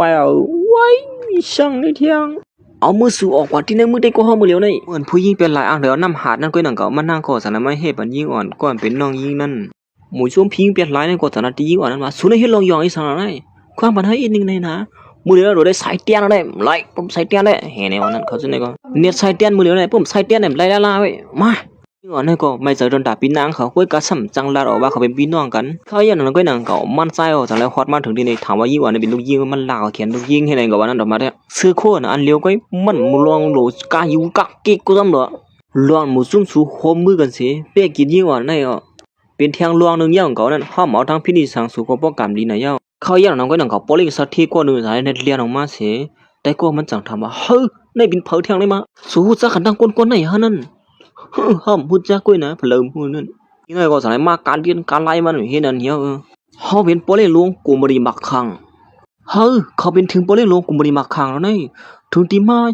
ย้อนสู้บันวันเกิดได้ก็เขาจังไหนเนาะเอาเราได้ก็เนี่ยยิงเหยอะไปเจอนี่มันนางก็ยุ่งปีเจอก็เมื่ออย่างนั้นได้ยินจมเตี้ยคันนะเห็นในวันนั้นลุงก็เนี่ยก็หูจักเผอเป็นเผอรู้เนาะจังว่าเฮ้ยสึกโคในมาเสริมหางดีอีนี่มาเป็นอีสังขารในปอลุงเนี่ยก็สามารถย้อนดังผิดว่าอ๋อเป็นดังผิดเท่ากับเขาเนี่ยใส่ข้อในสึกโคในมันเมียนกันในนั้นแต่มันนางก็ตู้วนกว้างอยู่ว่าเป็นสาวเลยเขามาย้ำดังผิดเท่านั้นนี่มาตอนนั้นปอลุงเนี่ยก็สามารถหลาบน้องสุดเตี้ยให้อยู่ได้สึกโคในสมบูรณ์เมียนจำกันอีเดียวมาย้อนว่าสึกโคในสึกโคของเขาเนาะมันดีกว่าเมียนนั่นเนี่ยเฮ้ยสุยสึกเลยสึกโคในสมบูรณ์เมียนอีละตาคิดเนี่ยก็สามารถเขาดีกว่าเอาตั้งผิดชัวร์ไรสุยสึกโคในเมียนกว้างอีเนี่ยย้อนน้อมอย่าลงๆค่ะนะสึกโคเมียนเนี่ยเขาอยากมันใจสักคนจังนะว่าสึกโคสุดนั้นมันเลยผิดเปิงอีสังล้วนสุผิดเปิงนั่นแหละมันผิดเปิงเยอะเลยสิสึกโคผิดเปิงแล้วเนี่ยมันไปลองตั้งอีสังขนาดนี้คิดเนี่ยก็วนกว้างเฮ้ยนี่มาสึกโคเนี่ยเป็นก้อนไหนจงเจอก้นเฉยมันเนี่ยไว้ขี้ลิงอ่ะพวกนั้นเต้ย่อก็สั่งให้ถามถึงซื้อมันนังซื้อมาคือก็เนี่ยก้อยกับมันนังสามลัดจื้อเต้มันเนี่ยลัดจื้อเลียนมันก้อยจื้อเขาวันไหนไว้ขี้ลิงอ่ะพวกนั้นก็จ้าเนี่ยพวกนั้นก็สั่งให้ผ่ามือเข้ามันมีว่าในบาปในห้องโอ้โหสมมติคิดโตคิดตาให้นั้นนะสุลากมาเสือซื้อขวดห่างๆยังไงเป็นยิ่งหวานก็เลยจื้อหือแล้วเนี่ยเขาอย่างนั้นเขาเสนอก็อ่อนกันนั่นว่าสุในฮาร์ดเป็นเหรียญเขาเลยจื้อหือแล้วก้นขี้ลากลงถึงที่มันนั่งก็ถึงที่เลยนาดังไอที่เนเกะกลางปนอยู่ยาวลุงโจของซื้อคู่นั่นก็สั่งว่าก้นเจ้าหน้าสุในปล่อยไว้แบบไรด้านละเขาอย่างนั้นพอลุงในก็สั่งว่ายิ่งอ่อนความมันให้อีกหนึ่งคันนะอันเป็นสังฆะตอนแต่ยิ่งอ่อนในก็อ่านไปนะฮาดลัดออกว่าวันเมื่อไหร่เป็นวันเกิดปีนางเขาก้อยในนั้นพอลุงในก็ยอมตั้งผิดเห็นนั่นเฮียยอมน้อมเหี่ยวๆลงๆค่ะนะย่ำหนังนั้นมันนางก็สั่งขึ้นว่าวันเมื่อไหร่เป็นวันเกิดเฮาเนี่ยนะวันเกิดค่ำคืนเนี่ยเป็นยิ่งอ่อนในอ่ำเจ้าชูเสือโคอันสูที่เสาอยู่ในก็เป็นเฮาเฮียนปันยิ่งอ่อนในอ่ำเจ้าเสือโคปันตอนตาสูนะเหมือนมันนางมาด้วยที่ใส่คอนั่นก็ซื้อนั่นซ้ำเปลี่ยนซื้อยิ่งอ่อนนั่นแหละมันนางก็เป็นอันโตกเสือลงกว่ากำเหลียวมันนางก็สั่งลาขึ้นมาว่าอันนั้นก็เฮาวนนำเฮาก็เหลียวเฮาในตัวสุมายาปังป้อยเปิ้นเสียมกะมันลาเอาใส่คอเปิ้นซึ่งเนี่ยสุเดียวปุ่นพรซึ่งเหือใส่เตียนมากขึ้นเลยนะเมื่อยันนั้นใจซื้อมันก็สั่งลาว่าการลู่ซุ่มแหละกาขังป้อยมันมื้อนี้สุเป็นคนใส่ดังสินตั้งหมดเลยนะสุเคยว่าซึ่งเหือนี่ปังป้อยอันนี้อำจะสุหางเฮียนไว้ให้มันใจก็สั่งลาว่ามันจะเฮ็ดปันวันเกิดยิ่งอ่อนกว่าไหนก้อยยิ่งอ่อนกว่านั้นซ้ำมายาเป็ดปังป้อยวันเกิดนั้นในวันนั้นการลู่ซุ่มตั้งสินตั้งหมดนั่นก็สุเป็นคนใส่ก็เลี้ยวนะเมื่อยันนั้นเขาก็สั่งลามันนับการตั้งกินนั่นจุเอี้ยวโคของลงซื้อในก็เนื้ออันให้เป็นล้านๆไปตั้งสิงตั้งหมดได้ไข่ต้มอยู่เป็นหลายๆล้านในเย้าเหมือนมันนั่งไรยินเช่นนั้นก็ขาซ้ำพระโอนพระอ่อนน้องของกวักนี่กำเหลียวอยู่เย้ามันใจก็สั่งลาว่าปังป้อยในเฮาเฮียนเป็นตอนตาสู้เลยนะก้อยมันแซมพูดลูกยิงเตะๆเจ้าของวันเกิดนั้นสปอนนางคุบความน้องใบอยู่ให้นั่นเนาะทั้งหมดตั้งเสีย1 ปาก11 ล้านในอยู่เยี่ยก็สั่งลามาถามยิ่งก่อนน่ะสุดดีใจซึ่งเหือเขายันนั้นยิ่งอ่อนนี่ก็ไม่จะโดนด่าปีนางเขาเลยสั่งไรกับ10 กว่าเมเขาอยู่เย้าว่าคือไรเมื่อเหลียวนี่ปีเฮาเป็นรองสู้ยุงใหญ่เย้าเขาไม่เฮาเดินมาที่ไหนไว้ค่ะล่ะว่าคือก็เขายันนั้นในปานนี่ก็สั่งไรจุกเงินมันขึ้นมาเสียปันเจ้าการนั้นมือเทื่องน่ะเขาเลี้ยงกว่าเขาก็เลยมือก็เป็นบ่ได้จี้เงินมือล่ะนี่เอาเงินจี้เงินจ้างก็เมื่อยันนั้นก็นั่งเขาลูกน้องมันใส่ก็สั่งว่าบ่เสียเลยออกมาเย้าค่ะเมื่อเหลียวนี่ปอลี่เฮาเปิดได้ค่ะล่ะมันใส่ก็สั่งว่าเฮาปันมีนางมันเป็นคนก็เปิดกวยเดี๋ยวพอฉะนั้นก็เอาโพลีเฮาว่าอะไรบ่นั่นก็เอาอย่างนั้นก่อนเป็นลูกยิงเตะๆมันใส่ได้ควบความเฮ็ดไหนเอานะยิ่งว่าในจังนั้นว่าเฮาฮู้อยู่นะว่าสุเฮ็ดตนตาเฮานี่ก้อยการร้องในนี่ไว้เสียก่อนล่ะอย่าไปเฮ็ดให้เขาเลยหยาบเซอเลยนะสุนี่ก็สลีน่ะป่นตีก็อย่างเขานี่ร้องในอย่าไปว่าน้ำร้องในกลัวเลยสั่งสอนเขาอีกเนอะเขาแค่เอาเปรียบปุ่นๆติ๊กๆน่ะเขาย่านลุงคนเหตุการณ์เฮือนนั่นจังนั้นขึ้นว่าเฮือนที่แน่ๆอำเจอเฮือนเขาก้อยตอนตาได้ก็มันก็ซื้อลาอยู่ว่าได้ก็เฮาเป็นเจ้าของเฮือนที่ไหนเฮ็ดจะหือเลยว่าอำเจอไรมันนางได้เปลี่ยนตื้อเจอไหนย่ออำจังเฮ็ดซื่อซ้ำกลัวเปิ้นฮู้ว่ามันเป็นลูกคนผ่านนี่แหละซ้ำไปฮัดอีสังเขาย่านพอลุงก็ในก็สั่งลาว่าสุดด้วยชื่อเจ้าของเฮือนนั่นแหละเป็นชื่อเฮือนเพอไหลเหมือนหมู่ซุ่มเขาแลหานเช่นนั้นก็เป็นอันตกเสือลงกว่าห้างเผอห้างมันอยู่ย่อที่เต้มาย่อเฮือนหลังในนี่อำจะเฮือนเขาเต้ๆลงนั่นบ่ไหนเฮาก็บ่ว่าอย่างแหละเป็นสาวไรกวนเหตุการณ์เฮือนในถ่อมความลัดเขาอ้วนถึงว่าสู่เป็นคนหมอเป็ดแลลงซึ่งไหนเนาะหมู่จุ้มไตก็มันนั่งก็สลายอ่อนกันลาดเสริมมันนั่งกำเหลวอยู่ที่เดียวมันก็สู่เป็นคนหมอเป็ดหมอแลลงในเมื่อยันนั้นก็นั่งเก่าลูกน้องมันก็ได้จังนั้นว่ามีคนมาหาสู่เขาอ่อนนะนั่นได้ก็เป็นเมยิ่งอ่อนเป็นเมนางมันนั่นก็นั่งเก่าห้องเขามามื้อเดียวได้แล้วมันนั่นก็ออกค่ะให้เขามามื้อเดียวได้นะ ลองซะในมื้อเหลียวเฮา要多里งามเหี่ยวมันใจก็จังได๋สั่งลูกน้องมันขับคือหมู่ซุ่มเขาจะนั้นกำเหลียวเหี่ยวหมู่ซุ่มสูเนี่ยจะไหนมาหาลองสู้ยุงดีแน่หมู่ซุ่มเขาจะไหนก็สอนกันว่าเป็นย้อนปืนยิงอ่อนนั่นก้อยเปลี่ยนเหรียญเขาเลยมาซ้อมมันก้อยนี่อยู่ยันนั้นผู้หญิงก็ได้ก็จังละที่นางซึ่งมันนั่นว่าคือล่ะเฮียซุ่มดันขี้กำล่ะกำได้ว่าแต่มาเห็นมีก่อนนั่นน้องยิ้มมันจังไรมาเฮ้ว่าผู้หญิงก็ได้ก็จังไรป้าบันยิงอ่อนในห้องผู้หญิงก็ได้ยากกินเดียวเมื่อพี่คือโกเอแน่เมื่อมาเห็นเขาซึ่งเลยคือเขาอย่างนั้นลูกน้องมันใจก็จังไรกินยวงผู้หญิงก็ได้โคตรตังตู้หัวให้นั่นเนี่ยหมูซุ่มซูซิในก็ผู้เมียวอีท่าเฮ้ยฮัดมาเห็นกันจังไรเลยมาเขียมก็บ่มือกินยวงไว้ให้ไหนก็ว่ามียิงคนใจอย่างแกเขาจังไรก็ยากกินผ่ามือก็กำให้นั่นเนี่ยเขาอย่างยิงอ่อนนั่นก็จังไรว่าโปล่ะหาหมูซุ่มเขาcứลือเสียลองในอย่าไปหาลองซื้ออยู่ให้นั่นเหี่ยวมีเฮาอยู่ที่นั่นเหี่ยวมีเผามาเฮ็ดให้สู้ไรเฮียนั่นมันก็ตอนตายิงอ่อนในก็จังได๋ลุกขึ้นมาสิว่าลองในมันกับไก่กันดังเขามันใจก็จังว่าเฮ้อในหาฐานเต้นให้ใครเหมือนเมื่อเฮาก็หนุ่มลีตอนตาผู้หญิงเป็นหลายก็จังลาดว่ามาให้เกียงลัดเพิ่นจังไหนอยู่ซ้ํซะย้อนบ่สูนเลยห้อมแล้วยากกินผามือก็ได้มือเขายันผู้หญิงก็ได้จังขึ้นว่าถูดีของพี่ก็เนี่ยเป็นจังได๋สมาเหียมเฮาจะอย่าว่าก้นจึงหางเขาเนี่ยถูลียากกินผามือเนี่ยนะยันนั้นยิงอ่อนนั้นเลยยินจึงนั้นจังว่าเฮ้เป็นสังไรสู้ว่าจังนั้นเขาหันถึงสู้สัมหันถึงเขาเลยอีหล่ะสมมาสมกันเจอเขาเสนออ้างตีลัดความกำลังของผู้หญิงก็ได้งาหน้าอมจะให้ลาดให้กำเหี่ยวเฮาว่าแต่หมู่ซุ่มสูเนี่ยออกกว่าที่แน่ๆเดลีเยอนะเหมือนหมู่ซุ่มเขาอ้างตีออกกว่านั้นก้อยนังเก่าผู้หญิงก็ได้จังลัดขึ้นมาว่าก้อยน่ะมีอีสัง3แก้วเนี่ยถูกรีป้อสิต่างโลกกว่าที่ใน Facebook ก็เยาว่าเฮาเดี๋ยวลงกว่าเฮาเปิ้นหันลองตั้งเป็นลายสุดในรู้นางก็เป็นอันกูเตยย้อนปัวกูเมเขาเลยหันลองในย้อนก่อนเป็นน้องยิ้มมันก็จังเถียมมาลัดไว้กะใจซื่อมันจังว่าก็เย้าเขาลองในมันถือลิ้นญาต่ำไว้หน้าเขาเคยเฮ็ดเอาไว้เขาเคยรู้หมอนตั้งเปิ้นยุกย่องเขากะหึมเฮือล่ะมื้อเหลียวในฮู้ขี้ฮู้ตดเขาเยากว่าก็ไม่ได้ก้อยมันใจแหมฮู้ลองเฮ็ดสอนมันใจแน่ดิเฮ็ดให้รู้ยิงติมันนั่นติดตื้อเสือกะเออแน่ปอสุ่มย่ำสอนสุฮาลองซึ่งไหนแน่เขาอย่างนั้นมันนั่งก่อสารขึ้นมาว่ามันมีโปในย่องมีโปในเฮามีตั้งพิษอยู่ให้มันใจเลยยินจึงนั้นก็โมโหสมันเหมือนทาง10แก้วนั่นขึ้นมาติเตมันก็เขามีโปเหมือนกันนั่นก็ทุนนี่มันใจก็สั่งขึ้นมาก้วยกาตรงไหนมันก็กับไก่สั่งกันนะเฮาเมื่อเหลียวเฮาก็ทุบหันลูกยิงเฮาก็ในอยู่อย่างนั้นยิงอ่อนนั่นก็เนลัดที่ใจซึ่งมันว่าเฮาว่าได้ลองในก็ยาวเขาเสียวเลยนะมันใจสั่งขึ้นว่าเฮาเฮ็ดมันเกิดสุดในใครเสียเงินก็เฮาก็เสียยาวก้วยกาว่าเขาสมาอ้างซื้ออ้างเสียงซึ่งไหนห้อมเลยเจอยันยิงอ่อนนั่นก็เนเรียนเข้ามาหาพี่นางเขาพี่ข้าเมื่อหันตั้งเขาเลยเจอพี่เฮาเตะเขาเน็ตกว่าย่ำตั้งพิษที่เขาเลยนะเมื่ออย่าไปว่านั้นเมื่อหิมตั้งหักที่เมียเขาเสียมก้าเมื่อเหลือในเมื่อหิมตั้งหักที่เขาแทงมันใจก็จะมาเฮ้ยเขาอุบิสังกันนั่นมาห้ามใครลองหันทุกกันเจอที่สูสุยได้เขาเลยจื้อหือแล้วนี่เขายันนั้นมันนั่งก็จะระวังเงินสุดดังสีตะมดเขาดิใส่เตียนขึ้นกุ้ยเฮ้ยพี่เฮาอย่าไปเฮ็ดจังไหนเขาเลยนะอย่าไปม้วนน้ำเบี้ยวร้องเลยมันใจจะมาเหลียเมื่อไหร่ก็แก่เลยสุดที่เลยใส่เตียนมือเหลียวนี่มันนั่งก่อสังเกตว่าปานเขาย้ำเฮาอีกนึงเลยนะเฮาได้ใส่เตียนอยู่กุ้ยนี่อยู่พอสูมีก็เฮาได้กดตึงเปิดมายอบสูขึ้นลุ่มตราเตตัดกันว่าสูได้ถุงนี้เซมใจไรยันนั้นมันนั่งก่อสังไรย้อนมังจีเสียลงลายมือเนี่ยเอามังจีปันเขาลูกอ๋อดิมันเพลียวเนี่ยค่ะนี่มังจีมีไว้อ่านก่อนในมือลงลายมือไว้ไหนก็ตอนถามมันใส่ก่อสังว่าเฮาเขาพูดเดียวว่าสุดที่เรียนลอกไล่ซื้อหือเทียงไหนนั่นเมื่ออย่างนั้นยิงอ่อนนั่นก็จังไรคบมือมันเลือดเสียย่อก็เอาเลือดนั่นลงไล่มือเต็มลิงซึ่งนั้นอยู่เฮ้ยเฮ็ดได้ขนาดว่าถึงที่เขาเอาเลือดสีเฮ็ดศักดิ์ศรีมันซึ่งไหนฮั่นเมื่ออย่างนั้นก่อนเป็นน้องยี่มันก็จังไรมาหามันนั่งไว้อย่าไปเฮ็ดซึ่งไหนเลยนะกึดเลยย่อว่ามันนั่งก็จังไรดีใจซึ่งมันว่าเนียดมาห้ามเขาให้ไว้เลยอย่าไปปั่นเขาเฮ็ดซึ่งไหนเลยนะก็ย่าเขาเลยเขาเฮ็ดก้อยเขาก็จังได้เป็นสังยิงอ่อนนั่นก็เตรียมลิงมันย่อตัวลิงงามกว่าเป็นสังไรสุดทั้งสองก็สมบูรณ์ปองเจออย่างนึงกันในอีดันได้มาเมื่อเหลียวเนี่ยเฮาเตรียมย่อๆว่าสุขฮีก็เฮ็ดให้เอาละบ่ไหนก็มังซีนั่นมันนั่งก็จังไรเอามังซีนั่นมายืนบนโปเขาอยู่ก้อยกาเฮาเขาย้อนเรื่องนึงลองในอย่าไปลัดในไม่เฮานะไม่เฮามีอยู่ลีห้อมเขาเฮาไม่เฮาเลยตื้อเจอเหมือนมันใจมายิบด้วยมังซีนั่นก้อยนั่นก็มันใจก็สั่งว่าเฮาเป็นสังกว่าแล้วนี่มื้อเลยหันเลือดในโมโหเสือเหมือนทั้ง10เกียนไว้เขายันเขาทั้งสองก็พี่น้องก็จังไรกอดกันเสียว่าเฮาติใส่เตียนช่วยกันก้อยขนาดปีไม่เฮาเตรียมเนี่ยตั้งพิธีสังตีปีเฮาหนังเก่ามันใส่ของมื้อเลยยินจึงน่ะเป็นอันตกซะลงก็มื้อใกล้ช่วงเขาว่าคือก็มื้อยันนั้นก้อยหนังเก่าเมปาก่อนเป็นแม่ยิงอ่อนนั้นก็จังไรฮอดมาถึงที่ไหนพาละเฮ็ดอีสังที่ลูกยิงเฮาลูกน้องมันใจจังว่าบ่เล่งปุ้นน่ะแม่นางบ่เลี้ยงฮอดมาถึงก้อย แม่ป้าเนี่ยก็มื้อเลยหันลูกยิงมันเป็นเลือดเป็นยางเสียงก็ห้องไห้บ่น้อง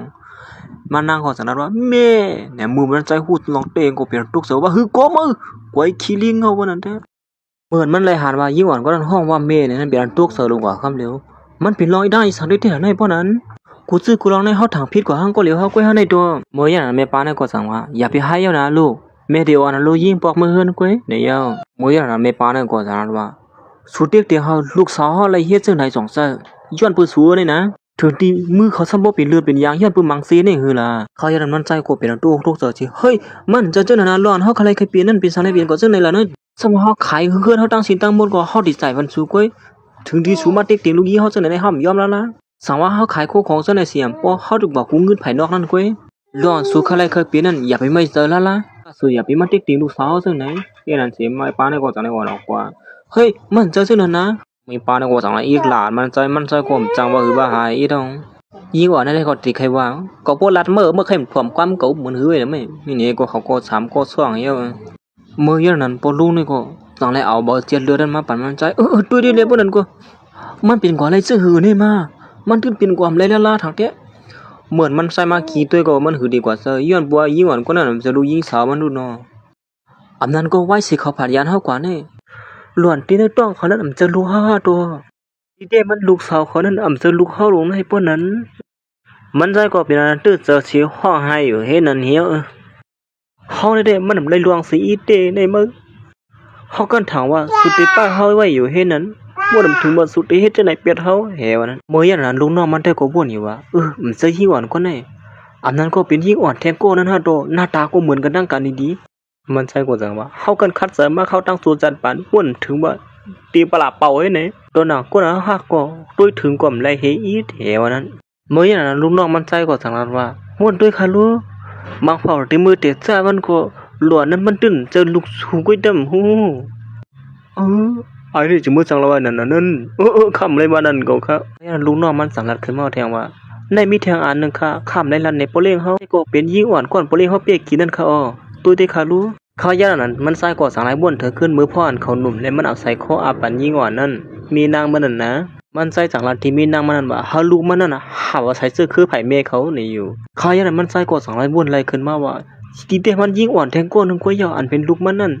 ซื้อเป็นใส่เสื้อคือไผแม่เขาวงในเฮียวที่แต่มันก็ลูกยิงเฮาในเฮาเปกินว่าอยู่แต่สิเฮาฮู้สิอีลงไหนนี่มันจะคนเรียนจอมกำเหลียวเฮียวอย่างนั้นได้บ่นี่สู้ถมข้อสับเลี้ยงเฮาอีกนึงเลยนะมื้ออย่างแม่ป้านั่นจังว่าเงินนั้นสุอย่าไปมาจะเฮาได้ใส่เตียนสู้ขึ้นก้อยมันก็จังว่ามันซะจังนั้นนะเฮาใครลงต้องได้ไว้สิก่อนนะป้าได้ก็จังได๋เฮาคนฮอกการออกกว่าไว้แฮไอ้ได้มื้ออย่าไปมาเต้าก้าเขามื้ออยู่ๆว่าไงสุกซักนะมื้อหลูเฮ็ดก้าได้มันใส่ก็ไปยากินก้นฮอกก้าละอีมันแทงเฮียว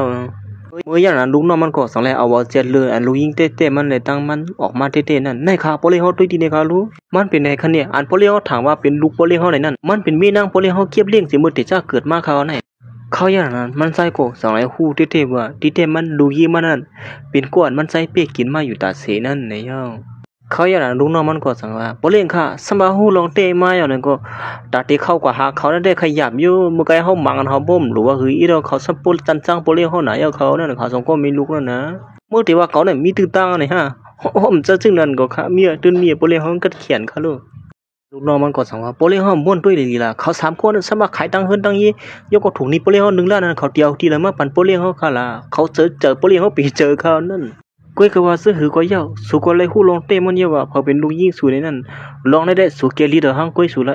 ะมันใส่ก็เป็นจะลำได้เจ็บเจอที่หนูโซๆของมันเต้ๆว่าอยู่ยาวลูกน้องมันจังว่าเฮาว่าเต้ลองในก็ยาวมันเหี่ยวล่ะมันใส่ก็บ่เลยฮู้ว่ายิงอ่อนก็นั่นเป็นลูกเต้ๆมันไหนนั่น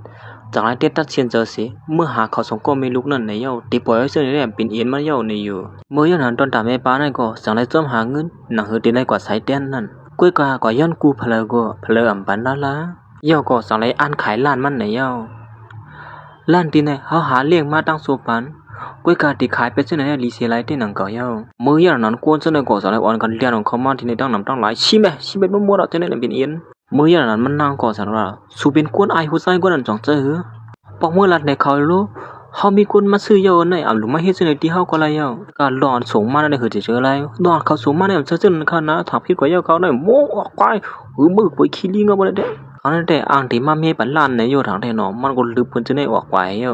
เมื่ออย่างนั้นลูกน้องมันจังว่าบ่เลี้ยงค่ะล้อนลอกไล่บ่เลี้ยงเฮาว่าที่เฮ็ดปันล้านเขามาเหมือนว่านั่นจังไล่ลวงค่ะนี่เมื่ออย่างนั้นก็นั่งเขาลูกน้องก็ตอนนั้นเน็ตเลี้ยงออกมาตั้งน้ำตั้งหลายอยู่เย้ามือที่เดินว่าเขาลำเหียมเขาในตุล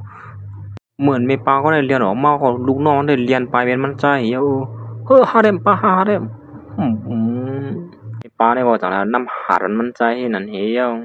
เฮ็ดนั่นสิเมปานั่นก็จังไลห้องมันใจมาอุกลุ่มตั้งนักนั้นนี่มันก็จังไลคัดใจรัดนี่มีมันนี่สูมีลองนึงเฮาที่รัดนี่สูเฮาป่องเซอนี่อย่าไปว่าจังได๋ที่เฮาว่าเมปานี่นะสุรัดปดันมาอาสาวเปียงกะมก็ขยันเมปานี่ก็จังไลเฮามันนางเมปานี่ก็จังละลองในเมปาก็อำไลสลามอีสังสุนังเก่า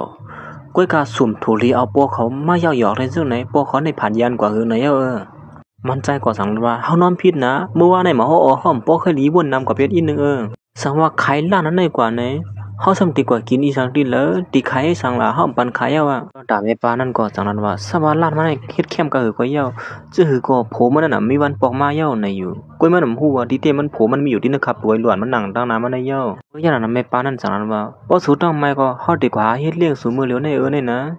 นางเปิกที่ในกำนึงแลเขาอย่างนั้นลูกน้อง3มันก็จังนั้นเน็ตเลี้ยงของเขามาเป็นซื่อหือหาบ่เลี้ยงเขายอมหาปอเลี้ยงเฮาหาว่าหือ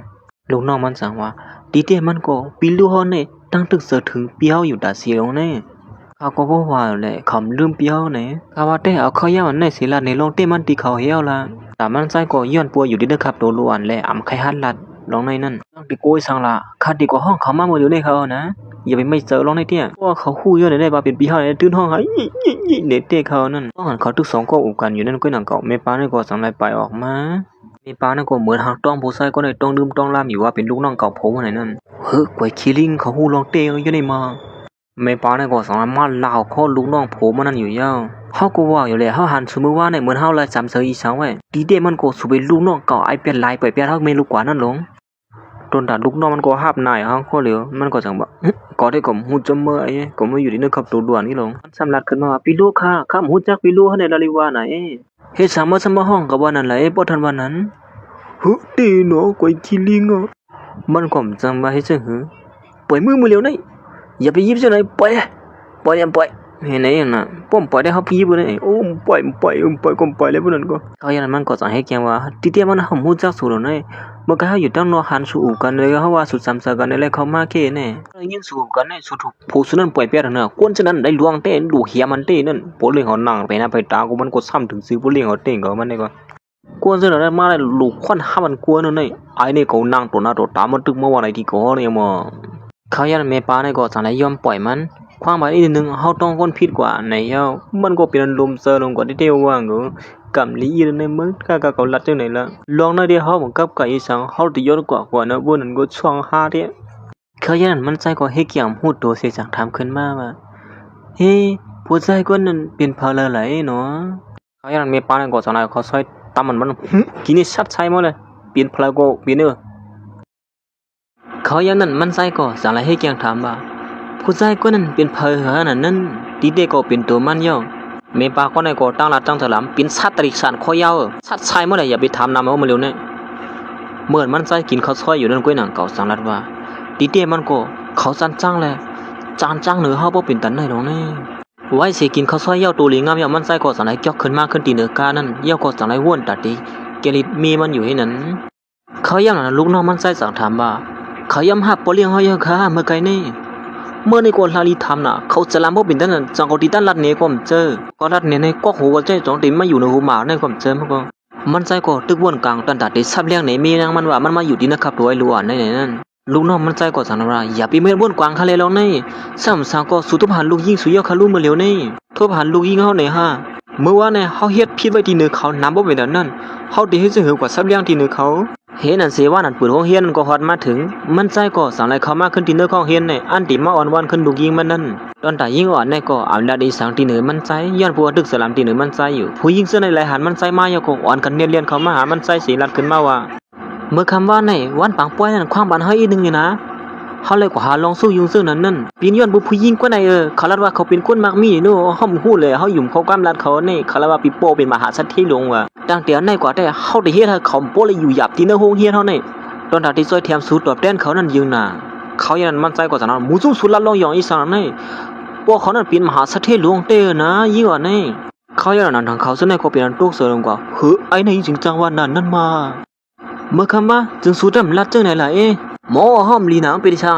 งตอนแต่ยิ่งว่าในก็วนว่าไอ้ผู้ชายคนไหนมาลีลอกไล่สังเสียอันที่เปียกินมันนางก็ไหนเย้าก็สั่งไล่เอาถงโคมันลูกซ่องเปียนเฮ้ยกำก่อนเลยนะอย่าไปมาเตื้อตัวเขาเงินนั้นเขาได้ใส่เตียนสูงขึ้นกว่าเฮ้ยเฮียวมันใจก็สั่งไล่สมอ่อนวันยิ่งอ่อนในเฮนั่นเฮียวเมื่อพ่อมันนั่งมาซื้อกินข้าวอยู่นั่นก็นั่งเก่าผู้หญิงเปลี่ยนหลายแต่ก็สามเสริมมันก็หันว่ามันนั่งเป็นคนผ่านอย่างจังไรออกสุดตั้งมีน้ำมีตามาตีนอยู่ฮะนี่ตีนห้องเฮียได้ลาดกันสัมปอลือหลังกว่าเสียงยาวว่าสูเนี่ยเป็นลูกยิงมหาเสถียรตัวปอมันว่านั่นสูดำสกุลมักมีเต็มซื้อเขาย้อนน่ะเงินมันนั่งก็มีเอาแลมันนั่งก็เฮ็ดหน้านี้รู้เสียจังไรถามคนขายเขาพักนั่นว่าเขาพักอันนี้ข้าวกว่า200มักปันกลางกำลื่นไรค่ะเนี่ยอยู่แล้วก็เนื้อในคำย่อมปันกลางมันอิน2ไรคิดในจังนั้นว่าเฮาตักปันสุยอดได้ย่อมไรล่ะเขา2ก้อนในก็จังนั้นว่าปอดสูมีเงินก็ออกกว่าเลยนะอย่าไปมาขวางตาขวางตั้งเปิ้นเฮ็ดไหนอ่ะว่าเหมือนมันนั่งอ่างตีไปออกกว่านั่งก้อยนั่งเก่าผู้หญิงก็ในก็จังลากแขนไว้แทงกำนึงสุดท้ายบ่ได้ใส่กะเข้าซะตีไปกว่าซึ่งหือล่ะม่วนตั้งสุรัตว่าสุมักมีนั่นหือล่ะมือเหลียวในหือ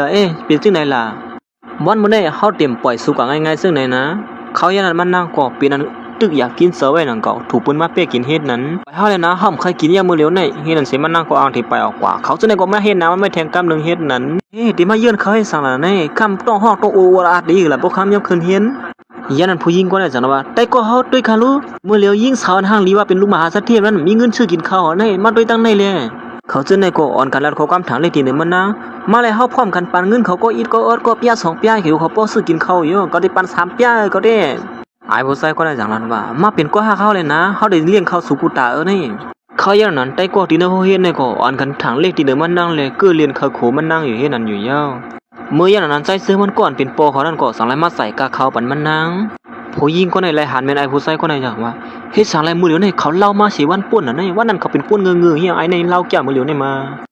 ผู้หญิงก็ได้จังว่าตั้งเฮาเฮียนก็เปิ้นบ่ฮู้ยาว่าเขาเป็นผู้หญิงตัวปลอมในสุสันติมาซอยแถมเขาเฮ็ดสั่งไล่ว่าเรียนตั้งสูเลี้ยงเขาเฮาล่ะเฮาตีตุ้ยถึงลุ่มลาสู่ก็นะผู้หญิงก็ได้เป้กินดูยี่มาเลยมันซะก็มือก็คันหาหน้ามือนี่เพราะว่าเฮาเลยยินหมู่สูงๆลาดข้อความลีตีเหนือเขานั่นได้เฮาดิปัวปันซุบผู้กูก็กำๆมาได้มืออย่าไปว่าเฮามาหันถึงหมู่สูงสุดเกล่ะเขายันผู้หญิงก็ได้สั่งนั้นว่าบ่นว่าสูมีเงินยอดที่เฮ็ดอีสังก็ได้ไหนฮะเฮาลาดยาวสุซ้ำที่เฮ็ดอีสังที่เฮาป้นไหนเขายันอายผู้ชายซึ่งนั้นก็สั่งนั้นว่าฮะก็ไปใครคุยว่ามันเป็นหือเมื่ออย่าไปไม่ให้เกียกัดเขียนอยู่ที่ไหนเขาย่านำก็นั่งเขาสามีไอ้ผู้ชายคนนึงสั่งนั้นว่าอย่าไปว่าซึ่งนั้นเลยหันถึงเฮาเลยนะย่าก็สั่งไล่ไปเขามาหายิงอ่อนนั่นว่าเป็นสายย่า2เซ้อย่าไปไม่เซ้เลยนะเขาย่านำก็นั่งเขาไอ้ผู้ชายเปลี่ยนลายหัวเขียวคนนึงสั่งไล่ไปเขามาหาลูกยิงมันใจเลยหันเจอแล้วเนี่ยก็สั่งนั้นกูว่าไอ้นี่เป็นเผอเนี่ยมาเฮ็ดจึงหือได้มาหาลูกยิงเขาเนี่ยเฮ้ยไอ้นี่ไม่เป็นเผอเนี่ยมาหาสู้ยุงซ้อมร้องได้ให้อย่างไอ้เขาย่านไอ้ผู้ชายก็ในความลาดิสังสุ่มหูซักเฮาในเฮาในมากำหูซักเผอเมื่ออย่าไปมาอยู่ซ้ำเขาก้อยละเขาย่านนั้นผู้ชายก็ในความลาดิสังก้อยละขึ้นมาลีเขาเสือเตะสูเนี่ยนะว่าซึ่งนั้นเยาก็มันใจก็ไปออกไปให้นั่นเยาเขาย่านยิงอ่อนในก็อ่างที่ไปจ้องปนในผู้ชายคนนั้นมันใจก็สั่งไม่ให้ห้ามไปทุตีหลุยสังเที่ยงละนี่เงินสูนั้นเฮาได้ใส่เตียนขึ้นในเฮาปอลาอยู่ย่ำซื้อมันใจก็อ่างที่ซับแล้วนี่มันเจอซึ่งนั้นนะลองได้นี่วิกว่าปฏิว่าโปในซ้ำคือเรียบให้อีตีกนี่มากึดเลยว่าอย่าไปมาหาลองสู้อยู่เฮาเที่ยงเฮ็ดนั่นสิมันนั่งก็สั่งไล่ไปพาออกกว่าให้นั่นเฮียวเมื่ออย่างนั้นลูกน้องมันก็สั่งไล่กับสืบมาหามันใจเฮ้ปอเลี้ยงบ่หือล่ะย้อนหลีขึ้นลูยิงสูนั้นจ้องเข้มเรียบค่ะมันใจสั่งขึ้นตอบว่าเมื่อวานเนี่ยเฮาเฮ็ดปุ่นเหลือตีนึกเขาหนาอาลาแลมไปลีไล่ลากเว้ดีอยู่เนี่ยมาก็กลมฮู้ไล่อย่างนี้แล้วก็เฮาหาลอกไล่คือเข้มสิแนมลีค่ะปอเลี้ยงเนี่ยว่าลูกน้องมันลัดมามันใจก็สั่งว่าถึงเขาย่ามันย่อหลัวลอกไล่สิหือก็มังกุไล่อะมือเขาย่าหนังนั้นก้อยหนังเขามันใจกว่าดังไปกว่าที่เปิ้นสอบเป่านั่นสั่งไล่ปืนหลอดออกมาซ้ำโปโอนกว่าทิ้งที่ในห้องเรียนนี่เมื่อวานนี่เฮาผิดกว่าเยอะนะขวางบ้านเฮาอีนึงแน่ในว่านั้นมันยอมตั้งพิธีลูกยิงมันก้อยการหลอนมันใส่ลาดนั่นแหละส้มเลยเป็นใต้โก้กันทั้งลูกยิงมันขนาดนึงก้อยขวางบ้านเฮาอีนึงแล้วนะเลือสินั่นนำกะไปเตรียมลียอมตั้งพิลงป้าเที่ยงลีเขียนได้ก็ว่าหือก็พี่น้องก็อ่านเอาก้อยขละบ่อ่านค่ะเลือสินั่นนำกะมือพ่อแม่เปาก็ได้ตึกด้วยพงอยู่นึงก้อยหนังเขาข้อความนั้นก็สั่งเลยขึ้นมาที่นึกพงนั้นกูตีกูทั้งนึกทีวีลงก็กึดข้อความได้ก็ว่าหือก็ฮู้พี่น้องเขาอ่านด้วยเขารู้ลีเขียนนั่นตัวรู้นึกพงเขาได้ซับพกขึ้นมาข้อความสมมุติเต็มกว่าสิ่งนี่ยี่ว่านั่นก็สั่งมาเฮ้ยสังสุเฮ็ดบ่เป็นตาได้ล่ะนี่ เขาอย่างนั้นล้วนกินห้องเฮียนในก็อ่อนกันด้วยเสริมมันนั่งซ้ำป้อมหมออยู่หมอเศร้าสีเรามันนั่งก็บิดขึ้นเหมือนจังก้นไข่ขี้ก็รู้เมื่ออย่างนั้นมันใจก็สั่งไรไปเขามาหายิ่งกว่านั้นคว้างมันอีกนึงนะเขาผิดกว่าเยอะนะลองในนั่นลูกยิงมันก่อนไปยุ่มจังลัดขึ้นมาสุมิลองไล่สั่งแทงหลังใน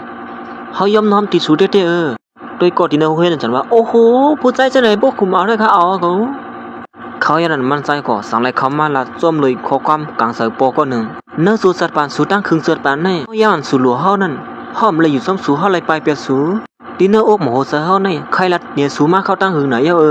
เนื้อสูสัตว์ปานเขาอ่านขึ้นหรืออยู่ในเขาติดคัดเสือกูซื้อกูลองหนังหูสูบเตรียมทวนนั่นในอยู่โฮมบ้าดังเมสูนั่นเขาติดด้วยถือลุ่มล่าเลยสวยแถมกูซื้อกูลองเว้ยความลัดนั่นเด็กก็มันลัดจำหนังเป็นลูกยิงก้อนหนึ่งเว้ยยิงอ่อนในสังว่าสู้เอาข้อความเส้นในกว่าที่เลยมันลัดละในเขาอย่างนั้นมันใส่ก็สังไรเบียนกว่าสะบันลูกยิงมันโดนแต่ลูกยิงมันแต่ก็บ่นว่ามันใส่เป็นก็หักในเลยจังว่าอีสังได้สูมากกว่าเขาอย่างละในเขาในมันหันปุ่นสุดโดนป่นตีเขามันขึงแลบกันนั่งสวยนะเห็นในวันนั้นลูกยิงก็เหมือนว่าลูกยิงมันตีป่องเสือตีหนึ่งมันใจก็มันใจก็ว่าล็อกไล่ในใครเจอไว้ก่อนในกุ้ยกับลูกยิงมันป่องเสือแล้วแต่มันใจป่องเสือดันเดียบเต็มไปเข้ากันขาทางแต่เขาอย่างนั้นลูกน้องมันก็สังไรกับสืบหามันใจแทงกำหนึ่งปุ๊เล่งด้วยไม่เลี้ยงเขาลูกมากความเปลี่ยนยุกยากให้นั่นนี่ไม่ปาก็ในสังไรหันแมนว่าไอ้ในมาปั่นปีหน้าเฮือนก็ในไหลว่าเอาเนี่ยกุ้ยกับไอ้ผู้ชายก็ในเด็มหันไม่ปานั่นตื้อปุ๊เล่งเขาเสียมีตั้งซื้อซ้อมปุ๊เล่งเขาหลอนว่าลูกยิงหับเมาในนั้นเขาอย่างนั้นมันใจก็สังไรตีลูกน้องมันว่าก็ไม่ได้คือมีนางเขาก็ยาวอันที่เฮมันป่องเสือตีหนึ่งเก่านั่นแท้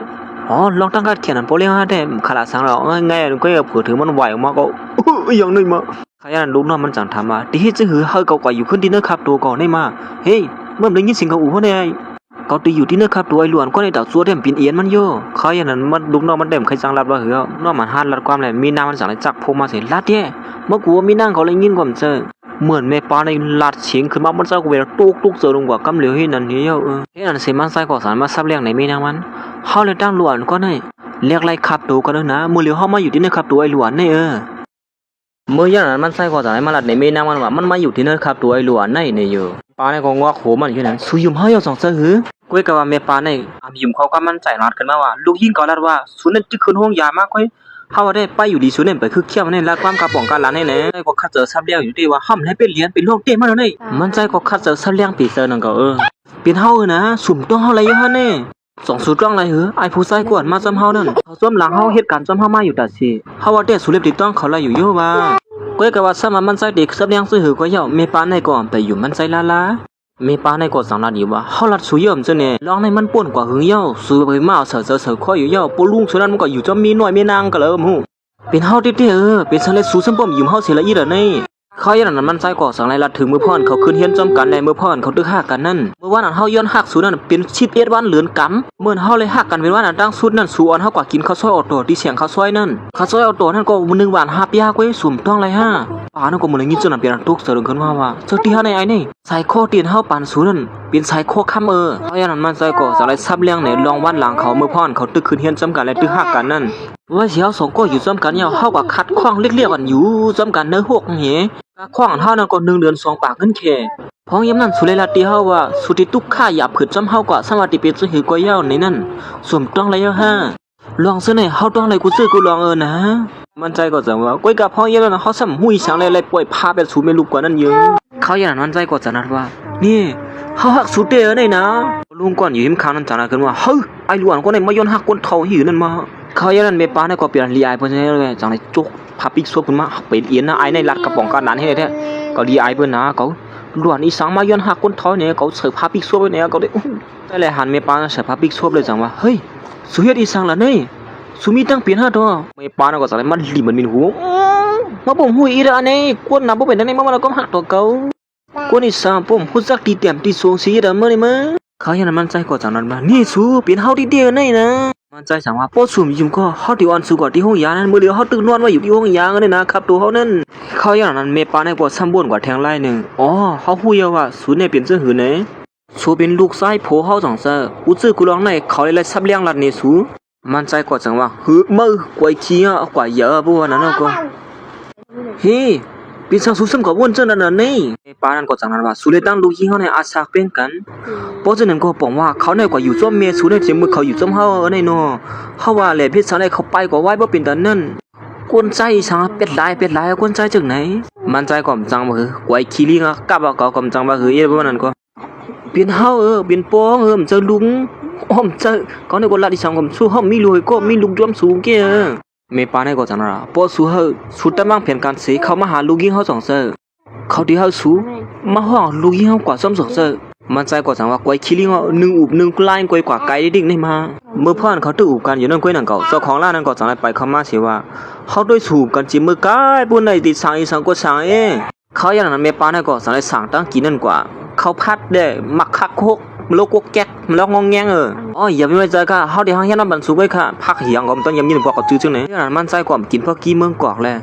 คือว่าเป็นลูกเขาเต้กินพักกี้เมืองกอกเหมือนกันนั่งลูกยิงเกาหลีเมื่ออย่างนั้นมันใจก็สังได้มาปั่นเรียนไพ่ขีดอยู่ให้นั้นเมปาก็ในละหันลองเฮ็ดช้างมันก็สังได้บ้วนถึงขึ้นเมื่อป้อนเขาทุกลองตั้งหยับผืนเลยโผมันก็ปั่นไพ่ขีดอยู่ให้ในนั่นลองเฮ็ดช้างเขานั่นเด้เหมือนกันดีงามเมปานั่นก็สังวนเลยขึ้นมาเปลี่ยนโปลุงก็นั่นเต้ๆเย้าในอยู่เป็นก้วนเป็นโผมานั่นในเย้าโปลุงสของนั่นจังว่าซัดซ้ายเสือเขาแล้วปานใดก็ซัดก็ซัดแล้วบ่นั่นก็เมปาก็เนี่ยก็คู่ขึ้นมาว่าเป็นโผมันเต้ๆอย่างสำหรับอ๋อเป็นไรในเนาะมือยันมันใจก็จังนั้นว่าเฮ้ยสุดยอดอะไรฮะในบ่นั่นก็เขายันเมปาเนี่ยก็เป็นสลามเสียสังได้ไปออกเสียงกว่าอยู่เย้าเฮ้ยอย่ามาตื้อเด้อตัวเฮาสุหาไรกว่าเข้าตั้งเป็นไรปีเย้าเฮาอยู่ว่าสุเนียนส่วนสุเย้าไหนนะเมื่อเหลียวสุซ้ำปอกมากขึ้นในใครว่าซึ่งหือเตี้ยหลา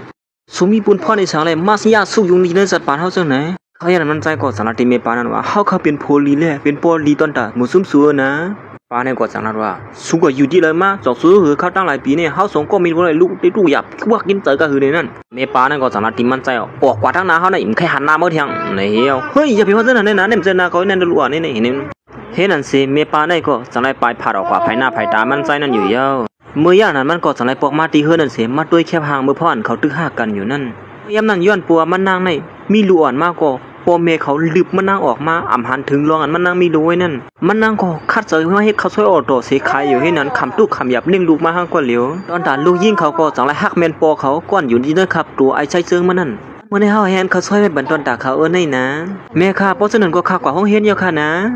เมื่ออย่างนั้นมันก็จังไรสั่งซ้อมลูกมันลูกยิ่งกำลังดูมีลองตั้งอีสังขารในแม่มันก็จังไรถามลูกยิ่งว่าสูตรเป็นก็หักกันตั้งไอ้นั่นฮะเมื่ออย่างนั้นยิ่งอ่อนในความหัวเป็นปอเขาได้สังนั้นว่าจะอยากคำเมียตีว่าฮือขลาลาดมาแล้วเจ้าเนี่ยเจอเมื่อเหลียวเขาตั้งสองก็ไปเป็นอีสังกันค่ะเมื่ออย่างนั้นเมียเขาก็จังว่าอันนั้นเลยหันถึงซ้อมเมียปันหักกันกวยเขาอย่างนั้นมันก็จังขึ้นละทีเมียเขาว่ามีฮัลลัดว่าเขาเป็นคนลีนึงคือละเขาว่าหักเขาเนี่ยซื้อหือเขาเลยเจอคาเต้ๆเขาเอานะย้อนปัวไอหลวนก่อนเป็นใจซื้อมันก่อนเลยเจอมันนั่งเต้นังเก่าเขาก็จังว่าอย่าปีเป็นก็หักกันนั่งเขาแล้วนะที่หักกันนำไรโอ้ยนั่นมันก็จังนั้นทีเมเขาว่าเป็นสังไรเมียมาสู้ยุงซ้อมสัตว์ปานคาเสนอหน่อยข้าดีกว่าหักเพราะมันสัมพิษสังคันละปาในก็ปอติลาดออกว่าเป็นปอเขาในซ้ำเต็มเจอรูโกลูยิงมันยุ่งกวยกาอำไปลาดออกเจอก็เย้าลูกที่หักกันนั่งเขาในดื่มไรล่านะลีซีเปียนได้ดูมหุ่นซักเขาในเดติเลียนะเมียวว่ายังก็มันก็จังไรอีกหลาบันลูกเพื่อไม่เคยเป็นนายก็เมื่อหักดังเขาเนี่ยก็เขาเลยดังมือเต็บขาดกันก็ในเอาว่าเขาสองก็ไม่ลูกของในอยู่เขายันนั่นก็ถึงที่เฮ็ดลูกยิงมันจะลำทีหนึ่งมันนั่งเท่ๆว่าสิไปออกกว่าเฮ็ดนั่นอยู่เย้ามาลูกยิงก็ได้ก็ติว่าหือมันได้มาหักเงียบโปตัวเสกจังไหนเมื่ออย่างนั้นก้อยหนังก็มันนั่งก็จังไหนมาที่ห้องเฮ็ดนั่นก่อนปิดโปเขามีดินนะครับตัวหลวนใจนั่นก็จังไหนเรียนมาที่ไหนเสเฮ้สูเป็นสังละนี่มีลองตั้งอีสังสุกยุงที่เนื้อเสือล่ะลาดออกมาเลยนะเขาอย่างนั้นมันนั่งก็จังหวัดที่เนื้อเสือว่ามีเฮาเนี่ยมูอีสังซึ่งหือว่าเขาเนี่ยเป็นคนหลีเขามีลองตัดที่ลาดในซัวนะตอนตาไอ้โปลุงก็ไหนก็บ้วนมาลูกยิงมันมีลองตั้งอีสังในบ้วนกวางอยู่ยิงอ่อนในก็จังไรเฮามันใจรับตาในเย้าใจก็จังว่าลูกยิงก็ติปันคุดตอนอีสังตันดาเก่านี่มาเมื่อยันนั้นยิงอ่อนในก็จังไรเอาเขาช่วยออกโตนั่นปันมันใจอยู่เย้ามึนตาเลยว่านะมือเหลียวแน่มึนตามาด้วยเลยอันในเฮาตั้งเสเฮ็ดมาปันตอนตาซัวเนี่ยนะเฮาตั้งเสเฮ็ดสิมือคำว่าในหมิ่นซัวมาอยู่มือเหลียวเด้อมันใจก็จังวนว่าลูกยิงเฮานั่นแหละลีฮักเต้เฮาอ่ะเฮ็ดปันตอนตาตั้งกินโปมันซึ่งไหนก้อยการลูกยิงมันเตี่ยมบ้วนซึ่งนั้นบ้วนว่ามันใจเป็นก็หักไหนก้อยเมื่อยันนั้นมันใจก็จังไรปืดกอกเขาในตัวของและหานเจ้านั้นเนี่ยก็จังนั้นว่าเฮาในกำกู้สู่ดีที่ยาว่าลูกยิงมาเฮ็ดเล่งเขาซอยซึ่งไหนนี่เมื่อพอนมันใจอังเตกินนั่นก้อยหนังก็ยิงว่าในก็จังนั้นยิบเขาแขนมันใจแทงกำนึงเฮาปานข้อมันเกียนนะปานข้อมันเกียนอีสังล่ะเฮาดังสองก็เป็นก็หักกันเนาะฮะไว้ขี้ลิงเอาบ่ได้เด้อเขาเหมือนมันใจหัวลูกยิงมันติเป็นก็หักกันดังมันใจเนี่ยนั่นก็กินข้าวซะบ่ใครล่วงให้อีเถียวยิงว่าก็เรียนไปแบบนี้เนาะไว้ขี้ลิงเอาลูกยิงเก่าเมื่อยันนั้นแม่ป้าเนี่ยก็จังได๋เรียนออกมาสิ ยก็สั่งอะไรที่ผู้ใส่คนไหนบอกเพียงพอเจอสุนัขย่องหือละครับเนี่ยชัวกว่าที่จะปันลูกสาวตั้งแต่วันเมื่อไหร่กว่าอย่าไปมันในเที่ยงมันใจก็สั่งอะไรว่าเขาดิซับเลี้ยเขาปองเสือกุ้ยนะสุอย่าไปเอาลองในมาเฮ็ดตีลาดมันว่าเฮาบังปันจู่จำลูกยิงเฮาในนั่นไม่ปานั่นก็สั่งว่าเลิกเกี่ยกับเฮาต้องสองก้อนในสุกซักเข้าไปแล้วแน่สู่ที่เอาลูกยิงเฮามากับไก่จะมีทางเที่ยงมันใส่ก็สั่งให้ยีบมือไม่ปานั่นสิลัดขึ้นมาว่าเฮาสู่เตนะสุอย่าไปสลามเฮาซะในเที่ยงเลยไม่ปานั่นจากนั้นว่าสุอย่าไปมาลัดโคความจังในอยู่ยาวก็อ่านที่เรียนไปออกกว่านั้นกุ้ยนึงก็กุ้ยก็สัมปราดเลยมันใจก็เนียนว่าขอบแขนไม่ปานั่นสิเขาทั้งสองก็เหมือนซึ่งหันแนวว่ากุ้ยกามือพ่อเขาทั้งสองก็อุ้มกันอยู่นั่นกุ้ยนึงก็ยิงอ่อนก้อนเป็นลูกยิงเขานั่นก็สั่งไรมาทุบหันเสือเมื่อเยี่ยมนั้นก้อยนางเก่ายิงอ่อนนั่นก็สั่งไรมาหันเสือมือพ่อเขาตื้ออ่างได้คึงกันอยู่นั่นแม่ให้ลองสั่งขนาดนี้เมื่อเยี่ยมเขาตั้งสองคนเนี่ยปล่อยเป็นกันไหวปีเจอแม่ป้าในคนเนี่ยชับเลี้ยงกำเดียวลูกยิงมันจะเหมือนเจ้าหน้าลูกยิงบ้วนนั่นนะยิงอ่อนในก็สั่งว่าเฮาว่าอยู่เลยเป็นสั่งไรไม่ห้ามปาถ้าเขาหักกันดังเขาในที่เต็มมันก็มีห่างก้นเดียวในปนไหนแม่เขาคัดเสือชับเลี้ยงอยู่ว่ามันเหมือนเจ้าหน้าลูกยิงบ้วนนั่นนะยิงอ่อนในก็เขาถมเขาชับเลี้ยงลูกชับเลี้ยงอีสังแทงเย้าในอยู่ลีจันนาสุดตั้งสองน่ะยี่นั่นสิมันน่าก็จังไรไปพาดออกกว่าอยู่เย้าไอ้ผู้ชายก็เลยจังว่ากำก่อนเลยนะมีลองหนึ่งอันเฮาตีลาดเนซูนี่วันนึงก็จังไรอย่าไปมาต่อหน้าต่อตาจังไหนเฮาคาดหันหน้าหมู่ซุ่มซุนเย้าว่าเมื่อเร็วนี่ยี่นั่นสิวันนึงก็เรียนไปเดียวเมื่ออย่างนั้นมันนั่งก็จังไรมาซุกสีห้องให้อยู่ยิ้มผางน้ำนั่นเป็นจังไรจัดปานเฮาได้เป็นจังไหนล่ะนี่เมียวนึงก็เป็นเมียวนึงอยู่ให้ไหนติ๊กก้นเตียนเฮาหักสิเปิ้นแล้วก้นเตียนหักเฮานั่นเป็นจังแลบเขากว่าอยู่ซ้ำกันจังไหนอันนั้นก็โซจัดปานเฮาอันเกิดมาในมันมีลองเพียงฮีท่าตัวเฮ็ดอันสิมันนั่งก็มันเคยอยู่ที่ในเมืองกวนเยาในสิอันเดเวียนตกน้ำปังหลายในกว่าอยู่เยานั้นปอเขาก็ตอนมันลากเอาเขียนมันนั่งไว้เป็นสังไรสุเฮ็ดจังได๋ล่ะนี่ย้อนก็เป็นอันจันจ้างที่หนึ่งมันใจได้ว่าอย่าไปเว้งอยู่จำเฮาแค่นี้ว่านั้นเฮาเลยตั้งเมสุนั้นมันเหมือนจังนั้นสุบ่นั่นก้วยลองสุได้ตั้งเมเฮานั้นห้อมใครยินสิอิดเขาอย่างนั้นมันนั่งก็สังละเดียผู้ชายคนไหนว่าห้อมใครหันหน้าสู่เที่ยงเยาว่า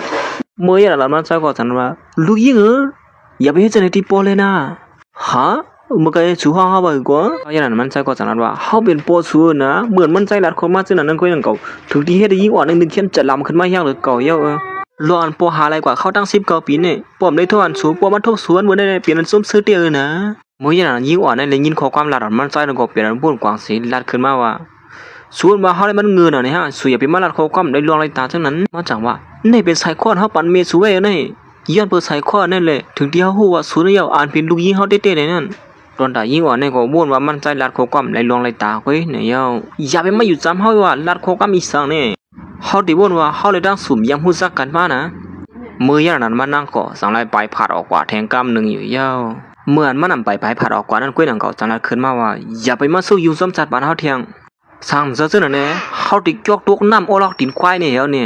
เขาอย่างนั้นมันใจก็ไม่จะเดินทางลูกยิงมันแหละอำหัดสู้มีสั่งซ้อมแทงเฮามันนั่งก็ตั้งป้องตั้งหลาสิไปลงออกกว่าให้นั่นอยู่เฮาสุดแล้วดังไม่เฮาได้มันหย่องกว่าเฮาว่าเนี่ยมันตื้อเสือสิไปออกมาภายนอกนั่นก้วยหนังก็ไอ้ผู้ใจลูกมหาเศรษฐีคนนึงสังไรฮอกามาที่ไหนสิเขาอย่างนั้นก็สังไรลงกามาละติมันนั่งว่าสุเปียนซื่อพ่องล่ะนี่มันนั่งก็ย้อนปอตึกตื้อใส่ลงปอเลยตั้งเมเขานั่นก้วยเลยเขาเฮ็ดอีสังกว่ากะบากะเปลี่ยนให้นั่นอยู่อย่างนั้นสังไรที่ผู้ใจคนไหนว่ายินจอมเดียวนะอันสุมาที่ไหนนั่นเมื่อวันเกิดสุวรรณนั้นห้อมไรกว่าซ้อมมาเลยเฮาที่อ่อนสู่กว่าเลทีนึงเขาอย่างนั้นมันนั่งก็สังไรพร้อมจะจ้องไอ้ผู้ใจคนไหนสิอันเดไปออกกว่าที่ไหนอยู่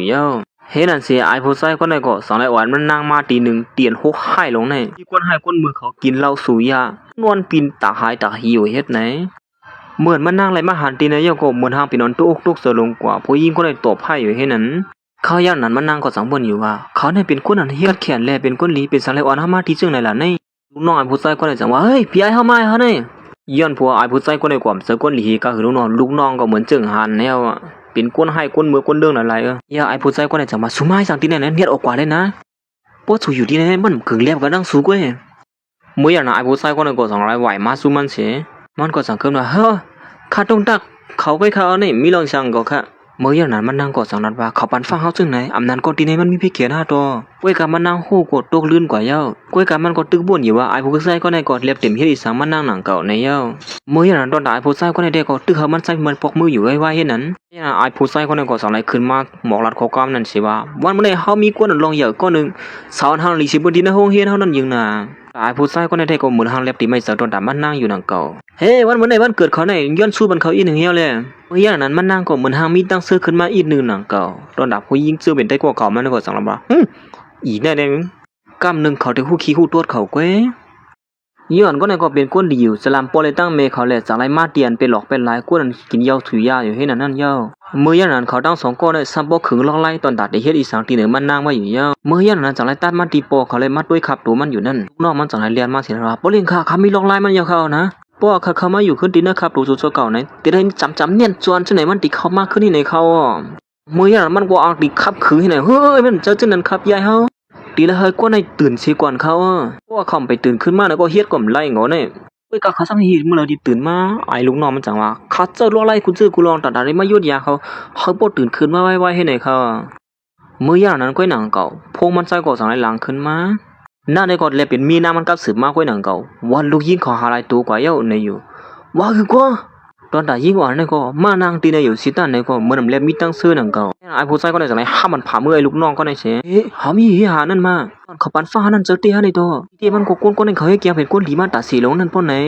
ไว้การมานั่งหูตัวเขาสับปะตกลื่นกว่าเย้ายิงว่าในก็จะมาอะไรแบบหัวเขากว่าตั้งเลยขนาดเมื่อเร็วนี่ตอนตาเมป้าในก็กับสืบหาลูกยิงมันก็หับพงเปลี่ยนไม่อุกไม่ใส่อยู่ห้างเผาห้างมันอยู่เย้าเขาย่างนั้นมันใจจากไหนสาลูกน้องมันโคมพ่นตั้งสีตั้งหมดกว่าจ้วมหาในเย้าเพราะนี่ข้าสั่งไว้เย้าข้าในเมื่อเร็วนี่หมกคึงซูมองในก็เล็บดีคู่ลงตั้งก็ค่ะมันใจก็สันนามันหึงนะป้นตีใหญ่ก็ปีนั้นเจ็บจะได้สลัมไว้อยู่เย้าเมื่ออย่างนั้นจากไรตัดมากขึ้นที่ลูกยิงสาวเขานั่นเขาอย่างนั้นไอ้ผู้ชายก็ในก็เปี้ยกินมันนั่งเหมือนในเสื่องหนังหันในเย้ายกก็จากไรเอาเล้านั่นถอดมันโกโหมันนั่งพอเจอมันใครมาเจ้าไอ้ผู้ชายก็ในนั้นนะ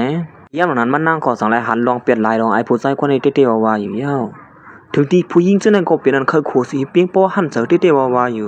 กำเนิดสุดวันเมื่อไหร่ก็ฮอดมาถึงย่ามนั้นไอ้ผู้ชายคนไหนก็สั่งให้หยิบขึ้นมาเล่าแทงเตาหนึ่งเมื่อไก่เฮาเลี้ยงสูนั่นนะเตาในได้สูกินกล้วยยังสูเลยบ่นั้นก็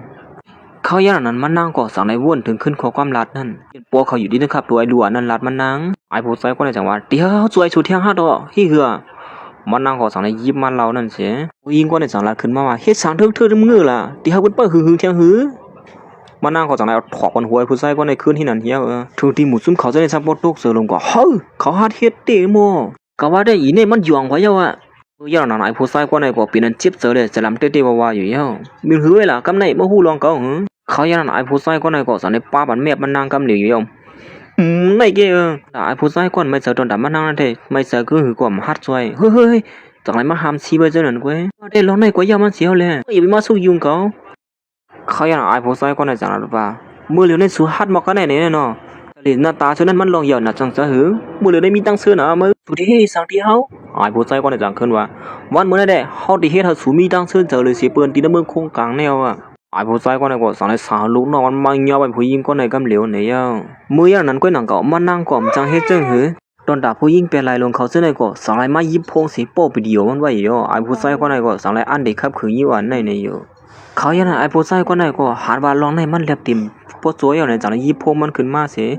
กับสืบกว่าหาก้นก้อนหนึ่งอยู่เย้าไอ้ในก็จังไรเอาเรานั่นถอดมันซบมันนั่งถึงที่มันนั่งก็ซ้ำป้อมจังเฮ็ดจังหืออยู่เย้ามันใจจังว่าโป้ลูกสาวเขาเป็นกว่าสีร้องอะไรได้เขาปั่นข้าย่ำสุด3มื้อก้อยน่ะโป้สุ่มเฮ็ดอะไรได้มื้อเขาเลยก็เย้าตีป่วยแบบไรก็ตอนตัดลูกยี่มันก็ถูกหญ้าเป๊กกินอยู่ให้ในสายคองคิดตกลงมาหน่ะย่ำนั้นได้ก็มันนั่งก็กันถูกกันถากว่าสายคองเอาดิเปิ้นย่างน่ะไอ้ผู้ชายก็ได้จังว่าบ้านมันได้บ่ว่ามันถ่อมกว่าก็ได้มันดึงหญ้ากินมันนั่งก็จังได๋อีนักไอ้ผู้ชายก็ได้ปีนตาหายลงกว่าเขาย่างนั้นก็นั่งเก่ามือพ่อนเขาเปิดด้วยเขาย่ามันอยู่นั่นเสียงพวกมันใจก็จังได๋หลังขึ้นมานั่นได้ก็เป็นไอ้หยวนเนอปืนตีนั่นกับสืบมาหามันไปลองสู้ยุ่งเหยิงเอาคามือเหลียวนี่นะเนียนมาดีกูตองห้ามในกำเหลียวแล้วว่าเมื่อพอไอ้ผู้นั้นช่วยนั่นตึกอุบพงอยู่นั่นก็นั่งก็ไอ้เป็นไรนั่นก็จังได๋มาห้ามอะไรผู้ชายก็อุบพงนั่นแทงกำหนึ่งอยู่แล้วเขาย่างนั้นมันใจก็จังได๋ฮู้ขึ้นมาเฮ้ยไอ้เปลี่ยนไหลเนี่ยมึงปิดจังไหนฮะเนี่ยมามันใจก็มือเลยฮับพงว่าบนเบ้กินลูกสาวมันนี่นะจังนั้นเนี่ยเลี้ยนออกกว่ากำเหลียวตอนตาลูกน้องก็จังได๋กับสืบหาก้นเขากว่าที่กูตองห้ามนั่นกำเหลียวเฮ้ยในวันนั้นมืออย่างนั้นยิ่งว่านั่นก็ถูกปืนยอบใส่เตียกเตียงไว้อยู่เฮ็ดนั้นไอ้เป็นไรนั่นก็จังได๋สาลูกน้องมันกว่าเปิ้นไผนอกนั่นเนี่ยเมื่อพ่อไอ้ผู้ชายก็ได้อ้างที่ใบเขามาหายิ่งว่าสิติดอันสั่งสอนอยู่นั่นก็ยังก็ลูกน้องมันจังได๋เรียนคำมาสิว่าคนตั้งน้องมานำปีเจอเขานี่นะพลอยลอยฮู้เว้ยเขาอย่างนั้นก็นั่นก็ใจเจอมันก็จังได๋ฮอดมาถึงคนในไอ้ผู้ชายคนนั้นก็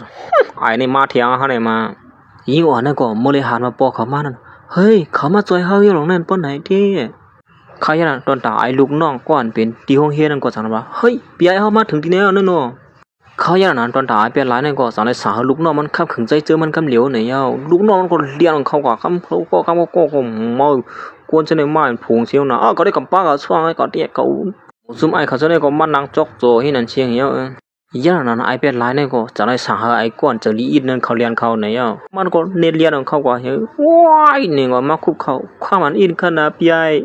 กุ้ยกับมันใจกว่าเลยสั่งที่ในผู้ใส่ก็ในหนังเก่ามันใจกุ้ยไปเขาก็หายเป็นหลายนั่นกุ้ยมือเลยมือโอ้กว่ากำยัดกินกูนี่มืออย่างนั้นมันใจก็อ่ำกุ้ยสั่งเลยสั่งเลยไปเขามาหายเป็นหลายอย่างนี้ที่เมื่อเขามาได้ก็ห้ามเตี้ยนี่ไงไม่บีเขามาหาก็ไอ้นี่ก็เป็นนันกูนะอย่างก็ที่เป็นมืออย่างนั้นมันก็สั่งเลยยิงว่าในเสือบันโปเขานั่งกำเหลียวมันนั่งก็สั่งทำว่าสุดที่จะหู้แล้วเนี่ยว่าเขามามีดีเนี่ยตอนด่ามันใจก็ตึกลานอยู่ว่าอะไรยินยันตัวสูเป็นลูกยิงเขาลูกมีดีแล้วก็มาจอยเถียมความก็ไอ้เป็นหลายอ่างตีไปเลยเขาอย่างนั้นลูกน้องใจเจอมันก็สั่งหลักคอนมามือที่ไปหวังเลยไอ้เนี่ยพอเล่นค่ะไอ้เนี่ยขาหลักคอมาเขาในอ่างที่ไปเขานั่นมึงไงเนี่ยที่เหตุจะหือที่เขาขาดอะไรเมื่อเร็วเนี่ยตอนแต่มันนั่งก็หันลูกน้องปอเขาลำนำได้สังทานว่าเฮ้ยเขาจะนี่พี่อย่างนั้นตั้งแต่เอาหน้ากว่าหมูซุ่มสูก็ด้วยขับเคืองกันแล้วนะลูกน้องมันใส่ก็สั่งว่าอ๋ออ่ำพ่อเลยครับพอเล่นเฮียเธอเขาจะเล่นก็สอนนับยามันใส่อยู่แล้วยี่ห้อนั่นก็ย้อนปวมหัวเป็นปอเขาเลยสั่งว่าเฮ้ยมูลนิธิเขาเป็นเล็กไล่กว่าผู้บิดาได้มามันตัวว่าผู้ใส่ก่อนมันหักอยู่ที่นั่นดีๆกว่าถ้าอย่างนั้นไอ้นั่นก็จากนั้นเคยโคยอยู่ที่นั้นพอเล่นก็ปั๊บแมบที่นั่นเฮียสุดแล้วว่าสุเบียนเจ้าได้ลวงที่เลยมาเฮ็ดเกียงในที่จังไหนอยู่เยี่ยวก็สองนายเฮากว่าสอบด้วยว่าสองสู้หูเนี่ยว่าเฮาเป็นเพอเนี่ยเมื่อใครเป็นเพอเปลี่ยนเฮียละก้อยกับเหลียวนี่น่ะเขาใครกินนางนาผักมื้อน่ะเนี่ยเขาอย่างนั้นมันก็สายลุกขึ้นมาเสียแล้วปอเขานั้นเป็นผู้จัดการกลุ่มนี้เยอะนั่นกลุ่มนี้เตียนมันละถึงอยู่นั่นได้ก็เป็นกลุ่มนี้ใจเจอมันนั่นก็อย่างเก่าสุดท้ายเฮ็ดอีสังที่เฮาเลยสุดที่ฮู้ลองเฮาอยู่เว้ยตอนนั้นผู้หญิงเปลี่ยนหลายจังได๋ก็บ่ได้ยินจังนั้นใจลุกขึ้นมาเสียแล้วจำเฮ้ยสูงอยู่นำจังได๋กำไดฮู้ตัวหือสุมาแตกเด้อก็ดังเขาได้กว่ากันพาเลยลิ้นเมืองเนี่ยว่าสุก็หาคนมาให้อีดวัดนึงก้อยสวนว่าสุดเดียวเป้เขาเลยฮะเขาเป็นคนมีบุญกรรมบารมีเยอะเนี่ยสุกาโปเขาไปเจอแล้วนั่นได้เฮาบ่ได้สุเน็ตปล่อยเขาออกว่าสิสุเน็ตเลียนมือเหี่ยวละในความกลัวสังสารลุกขึ้นมาให้ห้ามให้เขาห้ามอย่างลูกน้องมันใจก็จะว่ากึดชวบช่วยกันอยู่นี่โอ้ยนางลงขึ้นกำบ่ได้ก็ก็ที่ลาเราคันตัวมันมื้อตอนได้ยิงอ่อนเนี่ยก็จังนั้นตีปอเขานะว่านี่สุเฮาบ่ได้เรากว่าที่เลยนี่แหละสุเอาเป้คำได้หรออย่าไปไม่เจอลูกยิงปออยู่ที่ไหนได้ตื่นเอาเป้เลยไอ้หัวใจก็ได้จังว่าผู้หญิงก่อนเฮาปักตาถ้วยนั้นมันตื่นน้ำร้อนกว่าสิปอกในก็เหมือนกันเย้ามันตื่นเต็มร้อนกว่าตั้งเลยปอตีออกกว่าในก็คำป่นเฮาออกกว่าเสียกว่าเลยนะในเหี่ยวนะเขาอย่างนั้นมันใจก็เป็นอันจัดลำนายมหักขอบมือเปียนี่นั่นเหี่ยวเมื่อว่าก็ไอ้นั่นยันนี่เฮียงเจ้าได้บ่เขาอย่างนั้นไอ้หัวใจก็ได้ก็เอ้าเจ็บเฮียงหนาลาเลยคุบความน้ำใบนั่นเหี่ยวมาเปียกขินลูกยิงก่อมเจอหือเฮ้เขาในเป็นทางปีกแก่นเขียวในมือเดียวได้มามาหูเหรอว่ามันง่ายซื่อเหรอง่ายเก่าได้เอามันใจก็ใจเจืองแต่ในอีปีนตาหายลงกว่าโอ้มือก็ขี้เงือมือก็ครอบมาก็ยังไงมามันก็จังนั้นว่ามันเดี๋ยวห้องปอเขามาจอยไว้เนี่ยจะไล่มือก็ขี้ดิ้งเงินในมือไอ้หัวใจก็ได้ก็ครอบมือมันแกว่จังนั้นว่าเกาตีกับสุภาพปอเขามาสั่งสอนมาไว้เนี่ยอยู่ตอนด่าผู้หญิงเปลี่ยนหลายลงเส้นก็สำหรับปุ่มมาล้อมเขาไว้ก็ตึกลานอยู่ว่าสุนยินยมจะหือเขาที่ห้องปอเขามาอย่างนี้ก็ไม่ได้เยี่ยก็จากนั้นตียิงอ่อนนั้นว่าข้าวเต้สุนัขก็ย้อนต้องป่านมือเหลียวนั่นได้ดีเยอะนะยิงอ่อนกำหนึ่งปอเขาตึงลานปอเขามาอย่างเต้เดี๋ยวเลยหูมวยตั้งซื่อตั้งคือนั่นนะนี่อยู่ตอนด่าในก็ตึกอากาศเสียลุกขึ้นมาสุ่มเลยยินฮะมาย้อนต้องป่านที่ห้ามือเหลียวเลยปอเขาเนี่ยมันเป็นก้นยิงเยอะเมื่อใครหูก็ก้อยกับตอนด่าใส่เสื้อมันได้หือกว่าก้อยสังเฮียเมื่อกูมันจะอึ้งปึงยิงปอสูเหลียวได้เนาะพวกให้ว่าปึงยิงปอยังปอสูนั้นมาย้อนต้องป่านเขาทบเขาก็ตั้มเลยทบยี่ห้อนี่ก็เมื่อเลยยินข้อความปอเขาละเจ้านั่นก็เป็นตุกสะลงกว่าอยู่ยาวเฮ้ยสามมือเดียวนี้เขาเป็นเรียกลายก็บ่เป็นอันนี้จงเสือก็เหลียวกันให้ได้มาเขาเหมือนจึงหนังปออันเฮานอนฝันอยู่ตาเสียวในลองเฮ็ดสร้างเขาในเขาเป็นปอเฮาที่หาตัวมื้อนั้นมันใส่ก็สอนนั้นขึ้นมาว่าเฮาที่ปันเขายามเขาเรียนมาเฮามื้อเดียวนี่เขาอย่างนั้นลูกน้องมันใส่ก็สอนให้กับสืบหาปอลุงก่อนเป็นปอยเป็นไรเขานั่นตอนท้ายผู้ใส่ก็ได้อำไปฮู้ตัวมั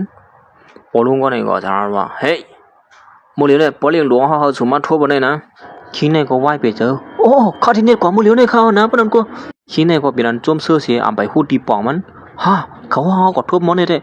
ยนาคือเราเนี่ยตื่นขึ้นเยอะห้างกว่าพวกปีไหนเด้เห็นวันนั้นกูเลยลูกชายว่าเป้กินเปิ้นมาได้ก่อนหูอันนี้ได้ก่อนไปหูตัวมันจังไรเคยโคเสียแล้วขึ้นมาฮะเกาหลีเคยโคเกี่ยวว่าลองเรียนเจื้องสวนเลยเนาะหมอกเก้าเต้มึง กวนจึงหนังศูนย์ในกับสู่หาปอเฮาไงๆจึงหนังกว่าเจอตัวเฮ็ดจะคือมีไหมพงปอเฮาเยี่ยวก็มันจังไอ้ลาติหมูซุ่มเขาเจอในว่าปอเฮามาเต้ๆปอในจึงเลยมาหันหมูซุ่มสูเปียกินลูกไส้เขาเจอในแต่หมูซุ่มสูกูก็ในเผาเต็มขึ้นเลยเฮกว่าก่อนนั่นเนี่ยนะตอนดาบยิง2ตัวในก็จังนั้นเซอร์เต้ในร้อนเขาลาดนะเมียนเต้นั่นมื้อตอนดายิงว่าในก็ตึกวนว่าเป็นก็ฮักมันอยู่ที่แหลมหัวเป็นปอเขาเฮาที่เฮ็ดเขาหยับเสาสมอเต็มเป็นการก้วยนี่มันก็อ่านเตกว่ายอมตั้งพิธีไอ้ผู้ใส่เป็นหลายนั่นน่ะเก่าเขายันนั้นปอเขาก็จังได๋ลักขอบแขนมันไว้อำโดยเฮ็ดซึ่งไหนก็ไล่ปอเลี้ยงค่ะตีเฮาครับคือวันตั้งของเซอ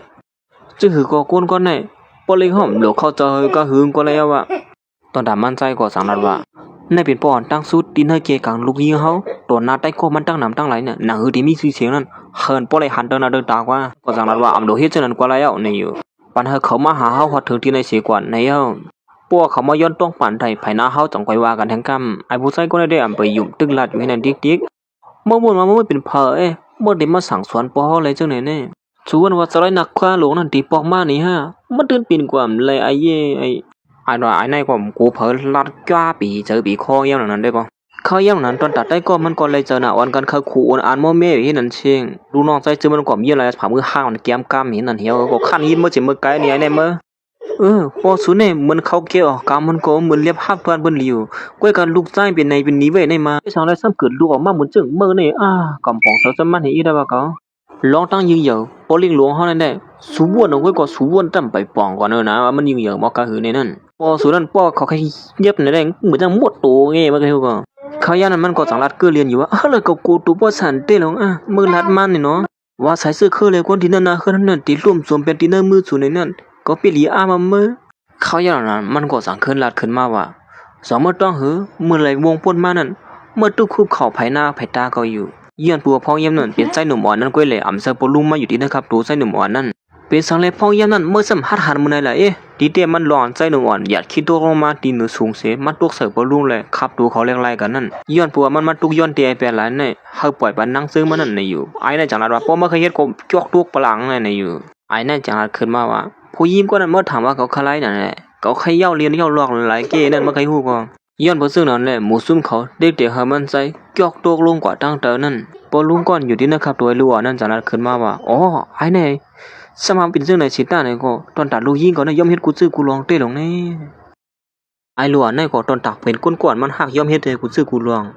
พอลุงก่อนกินมาอยู่เนี่ยครับตัวนั่นจังว่าไอ้เนี่ยตอนตัดลูกยิงก็น่ะย่อมเฮ็ดถึงตัดในที่เฮาได้มาลองเฮ็ดตั้งสร้างเขาเนี่ยถูกเสือเกาแก้งเขาในมือพวกเขามืออยู่เด้อครับตัวได้กับปันลูกคุยก็ย่อในมือไอ้ผู้ชายก็ในจังว่ามือพ้องยามนั้นสุ่มเนียนส่วนโคเลยว่าสุกรรมลีแก่ในนะก็ว่าได้ปอกในหมอมันบ่ค่อยเตรียมทนอยู่มหาลงสู้ผิดกองนี่ไอ้เขายันนั้นยิ่งว่าเนี่ยก็เป็นเจี๊ยบเสือสารามได้เทียบว่าเมื่อวานคือก็อายได้เมื่อยันนั้นมันอังดีเล่นคำมันคุยหนังกับปอเขาก็จังได้ห้ามซีมันไว้อย่าไปหามือสูกูไปห้างนะลูกยิงลองในอย่าไปไม่เสือตีขับคือมันก้อยลองในเด้เขายันนั้นมันนั่งกอดสลายเบียนกอดสะบันปอเขาตอนดามันนั่งได้วนว่าเป็นก็หักมันไหนก้อยได้เบียนกอดกันให้นั่นอยู่เย่อปอเขาได้วนว่าเป็นลูกมันที่ไหนก็คือก็ไล่นั่นเนี่ย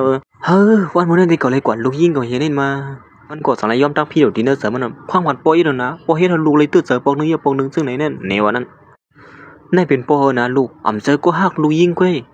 ยก็หักลูกยิงนั้นมีนะครับถูกปองนี่เห็นนั้นไอ้นั่นก็สังเคยโคสิว่าลองตั้งหักสูนอะไรว่ายิงเยอะแก่นี่เนาะหักกันไว้นำมันตั้มตีเนี่ยจวนสู่ก้อยอย่างไรผู้ใส่ก็ในกองสังเลยลากกองมันออกม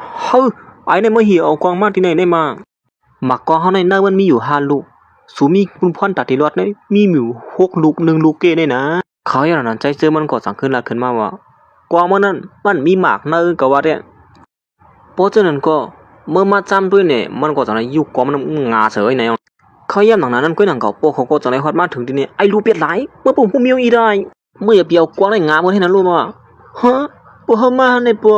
อเฮามาแม่นเขาย่ำลีนาในปอเฮาตัวไอ้ก็ในมาฮู้จักดังปอเฮานี่ว่านั่นตัววนกว่าบ่เฮ็ดอีสานเนี่ยมันก็ต่างถึงลัดที่ปอเฮาว่าหมู่ซุ่มเขาในอำฮู้ดีเต็มที่สุดหัดมาสู้ยุ่งซ้อมลูกไส้ปอเฮาซึ่งเนี่ยปอเฮาม่วนด้วยค่ะล่ะเขาอย่างนั้นปอลุงในก็จังได้ถามเขาซั่นว่ามันเป็นรองตั้งอีสานซิงๆเลยลาดมามันบ่รู้ผู้หญิงเป็ดหลายก็ในก็จังนั้นขึ้นว่าที่เตมันเฮาก็อ้างที่กินโจมันม่วนซื่อๆกันก็เองเขาในหมดแต่จ้างแต่ไว้เสียไอ้ก็ในเขามาเฮามาหาลงสู้อยู่ที่ไหนก็เฮานั่น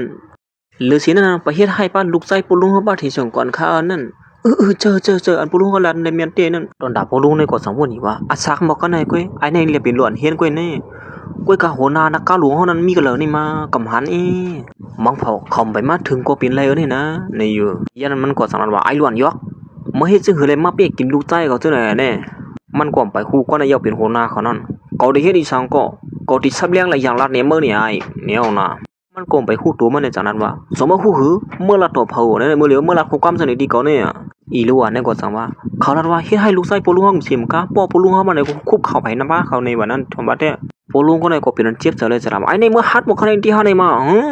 ต้นตาผู้หญิงจะได้ก่อนกันว่าเจอว่ากูก่อนอยู่ที่ไหนได้หันเดินตาเขาเนี่ยเมียนเต้เขานั่นปลุงเจอเต้ต้นตาปลุงเนี่ยก็สังว่าโหนาเขาที่มาถึงเนี่ยเลยเนี่ยขับเขือนในเย้าตูหลิงงามสิก่อนในเย้าวันวันนี้มีแขกรอเยอะมาก็มีเขายามสุกซากสมสู่ไอ้หลวนจังได๋ก็ว่าแต่มื้อเหลือมื้อเนี่ยแล้วออกกว่าที่ไหนได้นี่ก้อยกาไอ้หลวนเนี่ยก็ไปตรงอีสังผู้หญิงคนนั้นสังว่าเฮ้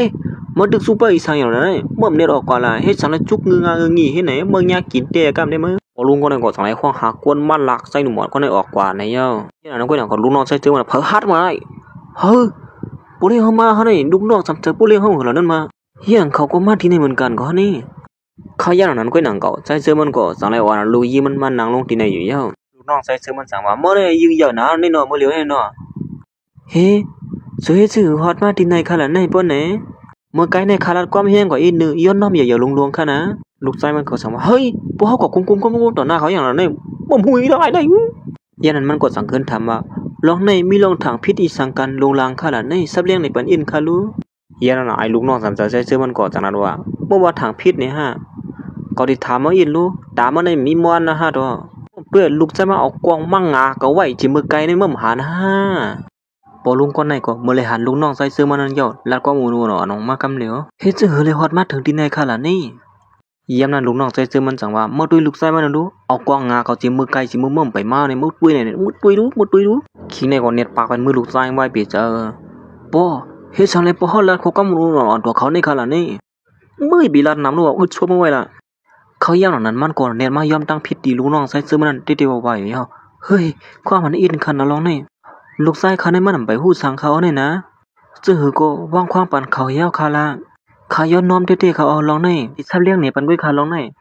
นหาลองในเมื่อยเวลานำเอาวะเขาย่านั้นมันก็สั่งในอ่อนว่าลุงน้องใส่เสื้อมันสูเป็นผู้ใหญ่แล้วซึ่งหือก็อีหลูหมู่จุ้งเฮาอีกนึงเรียนนะเขาย่านั้นลุงน้องใส่เสื้อมันจังว่าสูวันอีสังอยู่ล่ะนี่จงสู้หือลูกชายสุนั้นเฮ็ดให้เผลอเลยจะลำในนั้นความขอน2กำก้อยก็เขาเฮ็ดให้หมู่จุ้งสูร่วมสูเป็นกำเหลียวแล้ว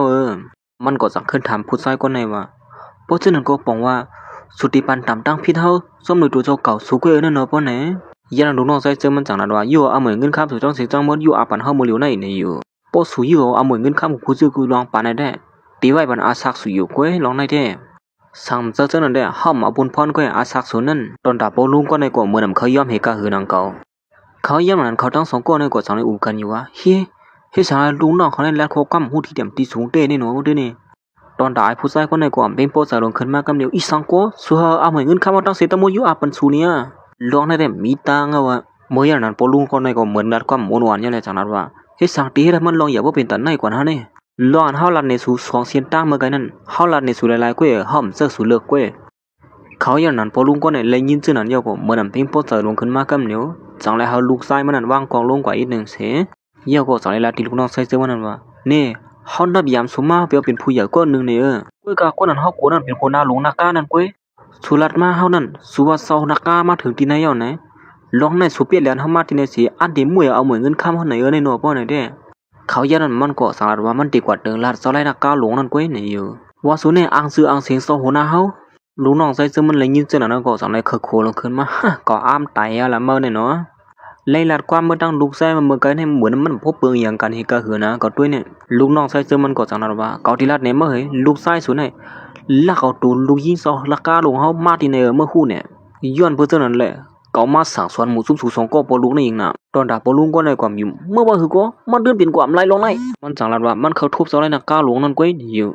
ไล่บ่มาเคยทุบก็เจ้าเฮาค่ะตีว่าคือเขาละลองได้เนี่ยเหมือนเขาเลยหาว่าปอลุงก็ในมันนับยามใจเสื้อนั่นเปลี่ยนทุกเสือลงกว่าเฮ้ยบ่คือก็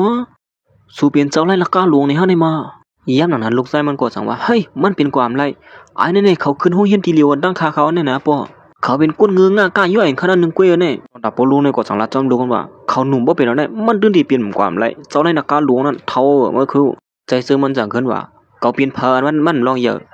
อันลองเยอะเนี่ยลูกไส้มันยอบลูกสาวเขามากเนี่ยก่อมพิมพ์โปเจอสีเนี่ยเหมือนใจซื้อมันหลัดข้อความสนั่นขึ้นมานั่นก็ยังก็ปลุงก็ในก็สองไรหันเป็นจวบมือเดียนใจซื้อมันเสวยนั่นจังไรคูบกอมน้องใบลงมากำเดียวเฮ้ยความมันอินเขานะหายเป็นหลายนั่นก็เมื่อไรหันโปเขาคูบความมันใหม่แผ่นหน้าใจซื้อมันก็เฮ้ยที่อยู่นั่นมาผู้หญิงสองคนนั่นก็สองมาว่าแต่ปลุงก็ในยองกว่าเยอะมาฮีก็คูบความแผ่นหน้าไอ้ผู้ชายก็นั่นไหนมาเจอเยาว่ามันตีเป็นกว่าเลยซึ่งหือลองในนั่นตอนตายลูกชายไม่ได้ที่วนกวางอยู่เฮ้ย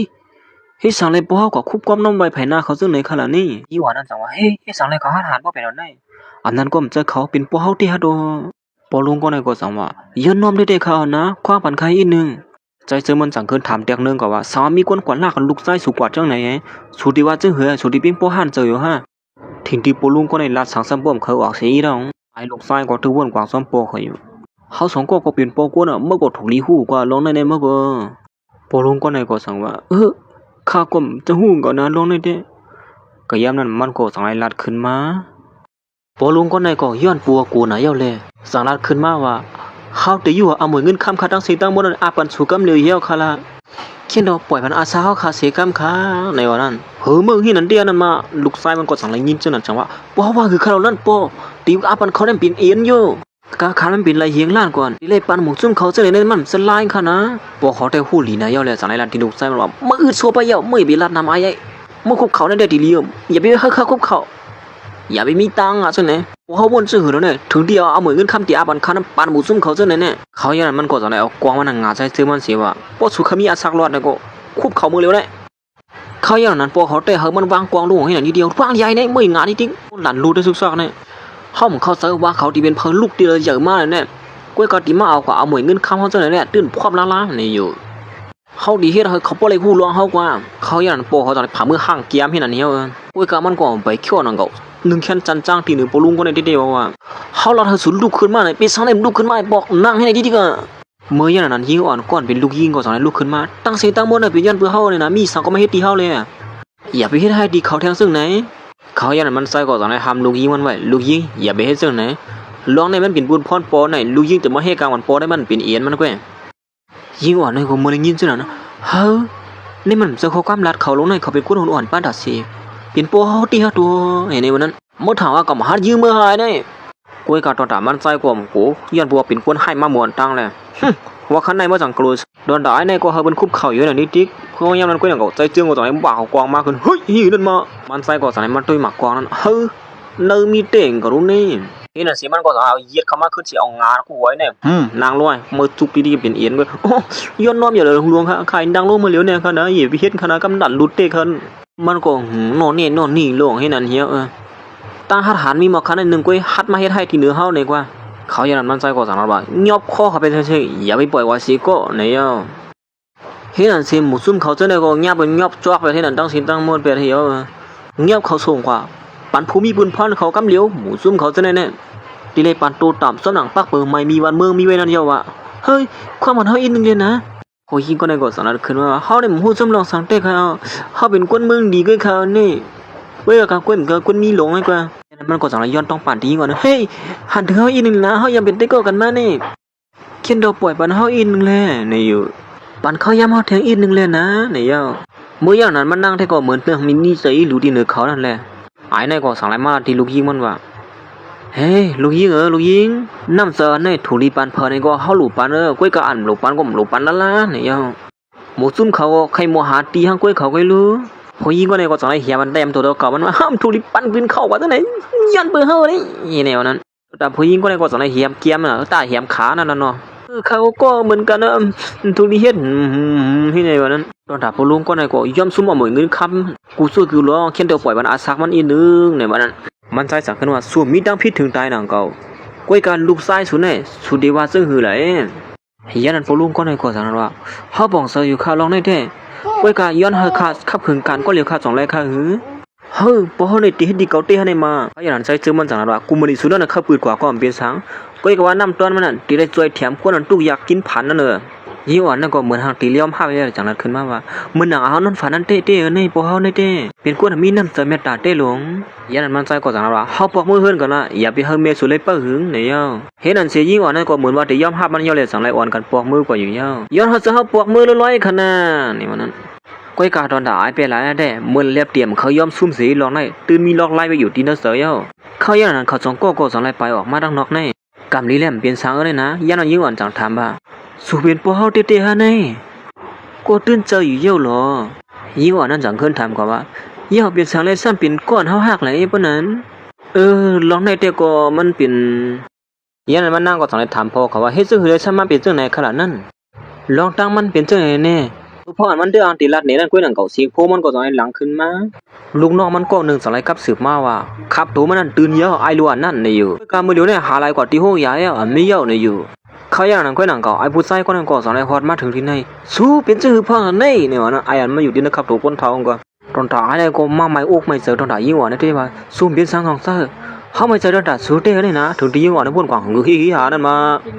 ยันนั้นมันใส่ก็สังเลยเรียนคำมหาไม่น่ามันสิว่าเฮ้ยมันเป็นลองตั้งซื่อที่เต้เนี่ยเขาลงห้องยาก็เรียนของเขามาเขากูซื้อกูลองเขาซับเลี้ยงเนี่ยปันเขาเยาว่าส่วนเป็นสังจองเธอมันใจก็สังว่าจอมเลยเขาเป็นโปก้นก็หนึ่งแต่ย่อมเขาลูกสาวปันเป้กินง่ายๆก็ซื้อย่ำนั้นอันนี้ก็ซับเลี้ยงเนี่ยยิ่งกว่านั้นยอดตูรีงามลองตั้งก็เป็นเจ้าไหนเอาว่าเขาในมันไล่ลองเต้เฮกลางวันสู้ก็ไล่ชิปว่าเมื่ออย่างนั้นมันก็สั่งให้ตัวลูกสาวมันเลยพูดใส่ก่อนมีดีเดินขับตัวมันนั่นจังว่าไอ้นี่ก็ง่ายๆหนังก็รู้นี่ซ้ำเป็นคนอ่อนๆสิได้ในก็ฮักลูกสาวก็เต้หลงยิ่งอ่อนนี่ก็ย้อนพัวป่องใส่เขาเลยจังว่าคว้างพันให้อีกหนึ่งนะหมวนตั้งในเขามันหลีหังเกยเป็นสังในสุสานมายอมตั้งพิธีเขาล่ะมันก็จะมาไอ้ล้วนก็ในอยู่ในขับตัวก็เฮ็ดตัวอ่อนว่าเป็นอะไรให้มาเขาได้เงือว่าเป็นอะไรก็หมดสั่งสวนเต็มเขาก็ติดปั๊บสูมือนกันนั่นนี่เขาอย่างนั้นก็อย่างเก่าสั่งได้ตัดมาดีลุงน้องมันโปลุงก็นั่งกับสืบหามแล้วข้าสก็โปลุงฮะก็ไว้คิลิงอ่ะมันนั่นเด้ขี้ในก็เนี่ยโจกพวกมันขึ้นมาเสกกับสืบหาเผาด้วยความหัวไม่พงเดียนสู่กับสืบหาอยู่นั่นมันเดือดปีกไว้เขาในวันนั้นสิพงก็ไว้คิลิงอ่ะพวกนั้นเด้ดีเตมันไอเปลี่ยนหลายนั่นขับขือโปเขาเนี่ยจวนมันเปลี่ยนเย้าพองย้ำนั่นมันก็มามีอยู่ที่ไหนเย้าเลยมันเหมือนแต่เกาที่ขับขือหมูซุ่มสุกไว้ขี้ไม่ดังเสียงตั้งหมดรู้เนี่ยเย้าไอ้นี่ก็สั่งว่าสุขเก้าลูกยิงเขาเนี่ยถามห่อให้ไอ้นี่ก็สั่งว่าปอลุงค่ะข้าเก้าลูกยิงปอลุงเขาสั่งอะไรค่ะมันก็สั่งขึ้นว่าเฮ็ดตัวเหมือนคนใจอินหลมันก็เขาอย่างนั้นเขาก็ย่อหยอกกันเรียนอยู่ให้นั้นไอ้นี่เมื่อถึงสังวันนั้นปออย่าไปรัดจังไหนคะแล่ก็ย่อเขาย่อแล่มื้อนี้ครับผมฮู้ว่าเผาเป็นเพอเนี่ยก็หูครับผมมองเมปาได้ก็จังว่าถึงฮู้ว่าสู่สองก็ในเรียงไรขับตัวกันย่อไหนก็ก็ให้สังมันเปียกๆปึงเปียกปางไว้กับหมู่นี่มา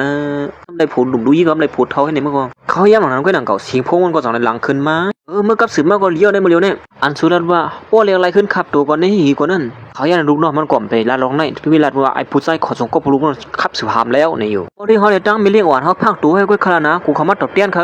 เหมือนเขาหูตัวนั่นก้อยหนังเก่าไอ้ผู้ชายก็ในก็ซ้ำปอดีคอก้ากว่าพาเขาอยู่เย้า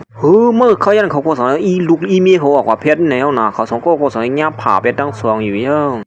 เห็นนั่นเสเขาก็สั่งนอนปีนจูจีไว้อยู่เห็นนั้นเฮ้ยเป็นเหือหรอนั่นไม่ปานแล้วก็เนเรนเข้ามาผมมันชูเป็นจื้อพวกนั้นนี่เฮ้ยแต่ลูกนอนก็มาห้องไห้ที่ขับตัวไอ้ไส้หนุ่มอ่อนนั้นเฮ้ยเป็นเหือหรอนั่นปอเลี้ยงเขาอย่างนั้นมันก็สังบนอะไรขึ้นมาเขากำลูกน้องมันว่ามือพ่ออันตีเจมจีใจนั่นปอมาตึงยากันทั้งกำหนึ่งในขับตัวนั่นตีเรียกไล่เนี่ยมันก็สั่งได้เต้ากว่าขับตัวมันขึ้นเสียเห็นนั่นเสียเขาทั้งสองก็สั่งให้มาหล่อกันขึ้นที่นั่นเนี่ยตอนตายนี่ก็สั่งว่าพอดีมาหิมะเหมือนคำกำไล่เนี่ยก็ยับปริการปีกเนี่ยตุ่มในห้องเขาเนี่ยก็ย่าหมักเดี่ยวแทงกำปีนตายลงไปให้นั่นให้นี่เนี่ยเมื่อยาวยาเหล่านั้นเห็นนั่นเสียเขาทั้งสองก็สั่งให้มาอยู่ขึ้นดีนะครับตัวขับตัวมันอยู่เยอะไอ้นี่ก็เป็นโจมซื้อเฮ้ยเขาเลยมาอยู่ขึ้นเจอไหนหรอนี่ตอนอย่างยิ่งกว่านักคนเรียนของเขามาพ่อแม่เขาเป็นชื่อพ่อขนาดนี้ดีว่าปนันเต้เพราะอย่างนั้นมันถามว่าพ่อเขาตึกเป็นก็หักมันในจังห้องว่านี่เป็นพ่อนะลูกมันนั่งเขาห้องว่าพ่อเนี่ยเขาเบียนกอดชาวพ่อเขานั่นเทียงอยู่เยอะตอนด่าเขาซ้ำก็โบเมลูกก็สองในกอดกันอยู่ที่นั้นตอนด่าลูกน้องมันได้อ่านไปหัวพอเล่งเขาขึ้นขับตัวมันเยอะแต่จากไหนมาลุ่มล่าใจหนุ่มหวานนี่เป็นฮือเขาพ่อขนาดนี้เฮ้ยพอเราอยู่ในมากับหูจักเขาคือขนาดนี้พอเลี้ยงว่าหูจักขนาดนี้ห้องหูจักสูงกว่าไอ้นี่มันจะพอเลี้ยงเขาลงนี่มีป้าเนี่ยก็สั่งว่าเมื่อเดี๋ยวได้เขาย่ำหับสู่ขึ้นมาสู่เป็นก้นหันกัดเขียนในลุ่มเล่าที่ถึงเขาที่ไหนก็สุ่มไปยุกย้อนในตัวลูกยี่เขาบนเนี่ยเขาอย่างลูกน้องมันก็สั่งในเรียนคำว่าพอเลี้ยงเขาเป็นพอเลี้ยงเขาขึ้นน่ะก็ไม่เตี้ยนี่ว่าก็สั่งที่ลูกน้องนั่นว่าโม่ยไปว่าไหนล่ะเขาว่าเนี่ยเขาอย่างนั้นมันเต้าขึ้นก่อนเลยหันจบมือหัวหน้าเขานั่นเลยว่าจบมือมิวเนี่ยคนเนี่ยเรียนของกว่าหาที่ใจหนุ่มหวานนั่นกำเลยอยู่เยอะออกมาเนี่ยเป็นจบมือพอเลี้ยงเขาในมือมาเสือเนี่ยเจอมือเหลียวเนี่ย ในข่าวโปเล่งจบมือโปเล่งเฮาเลยมากขึ้นค่ะจบมือหัวหน้าเฮานั้นกำคันแล้วมือเหลียวก็อยู่อาปันเมื่อเป็นหัวหน้าบนเหี่ยวนั้นอย่าไปมายากเขายามก็เลยดังมีดดังก็หักกันแน่เย่เห็นอันเสียเสื้อหัวในก็เป็นอันชุดยาวกว่าที่ในอีเยาวค่ะเปิ้นกันสืบด้วยทางเสื้อเหมือนที่มาในเสียกรรมค่ะมือสูงค่ะ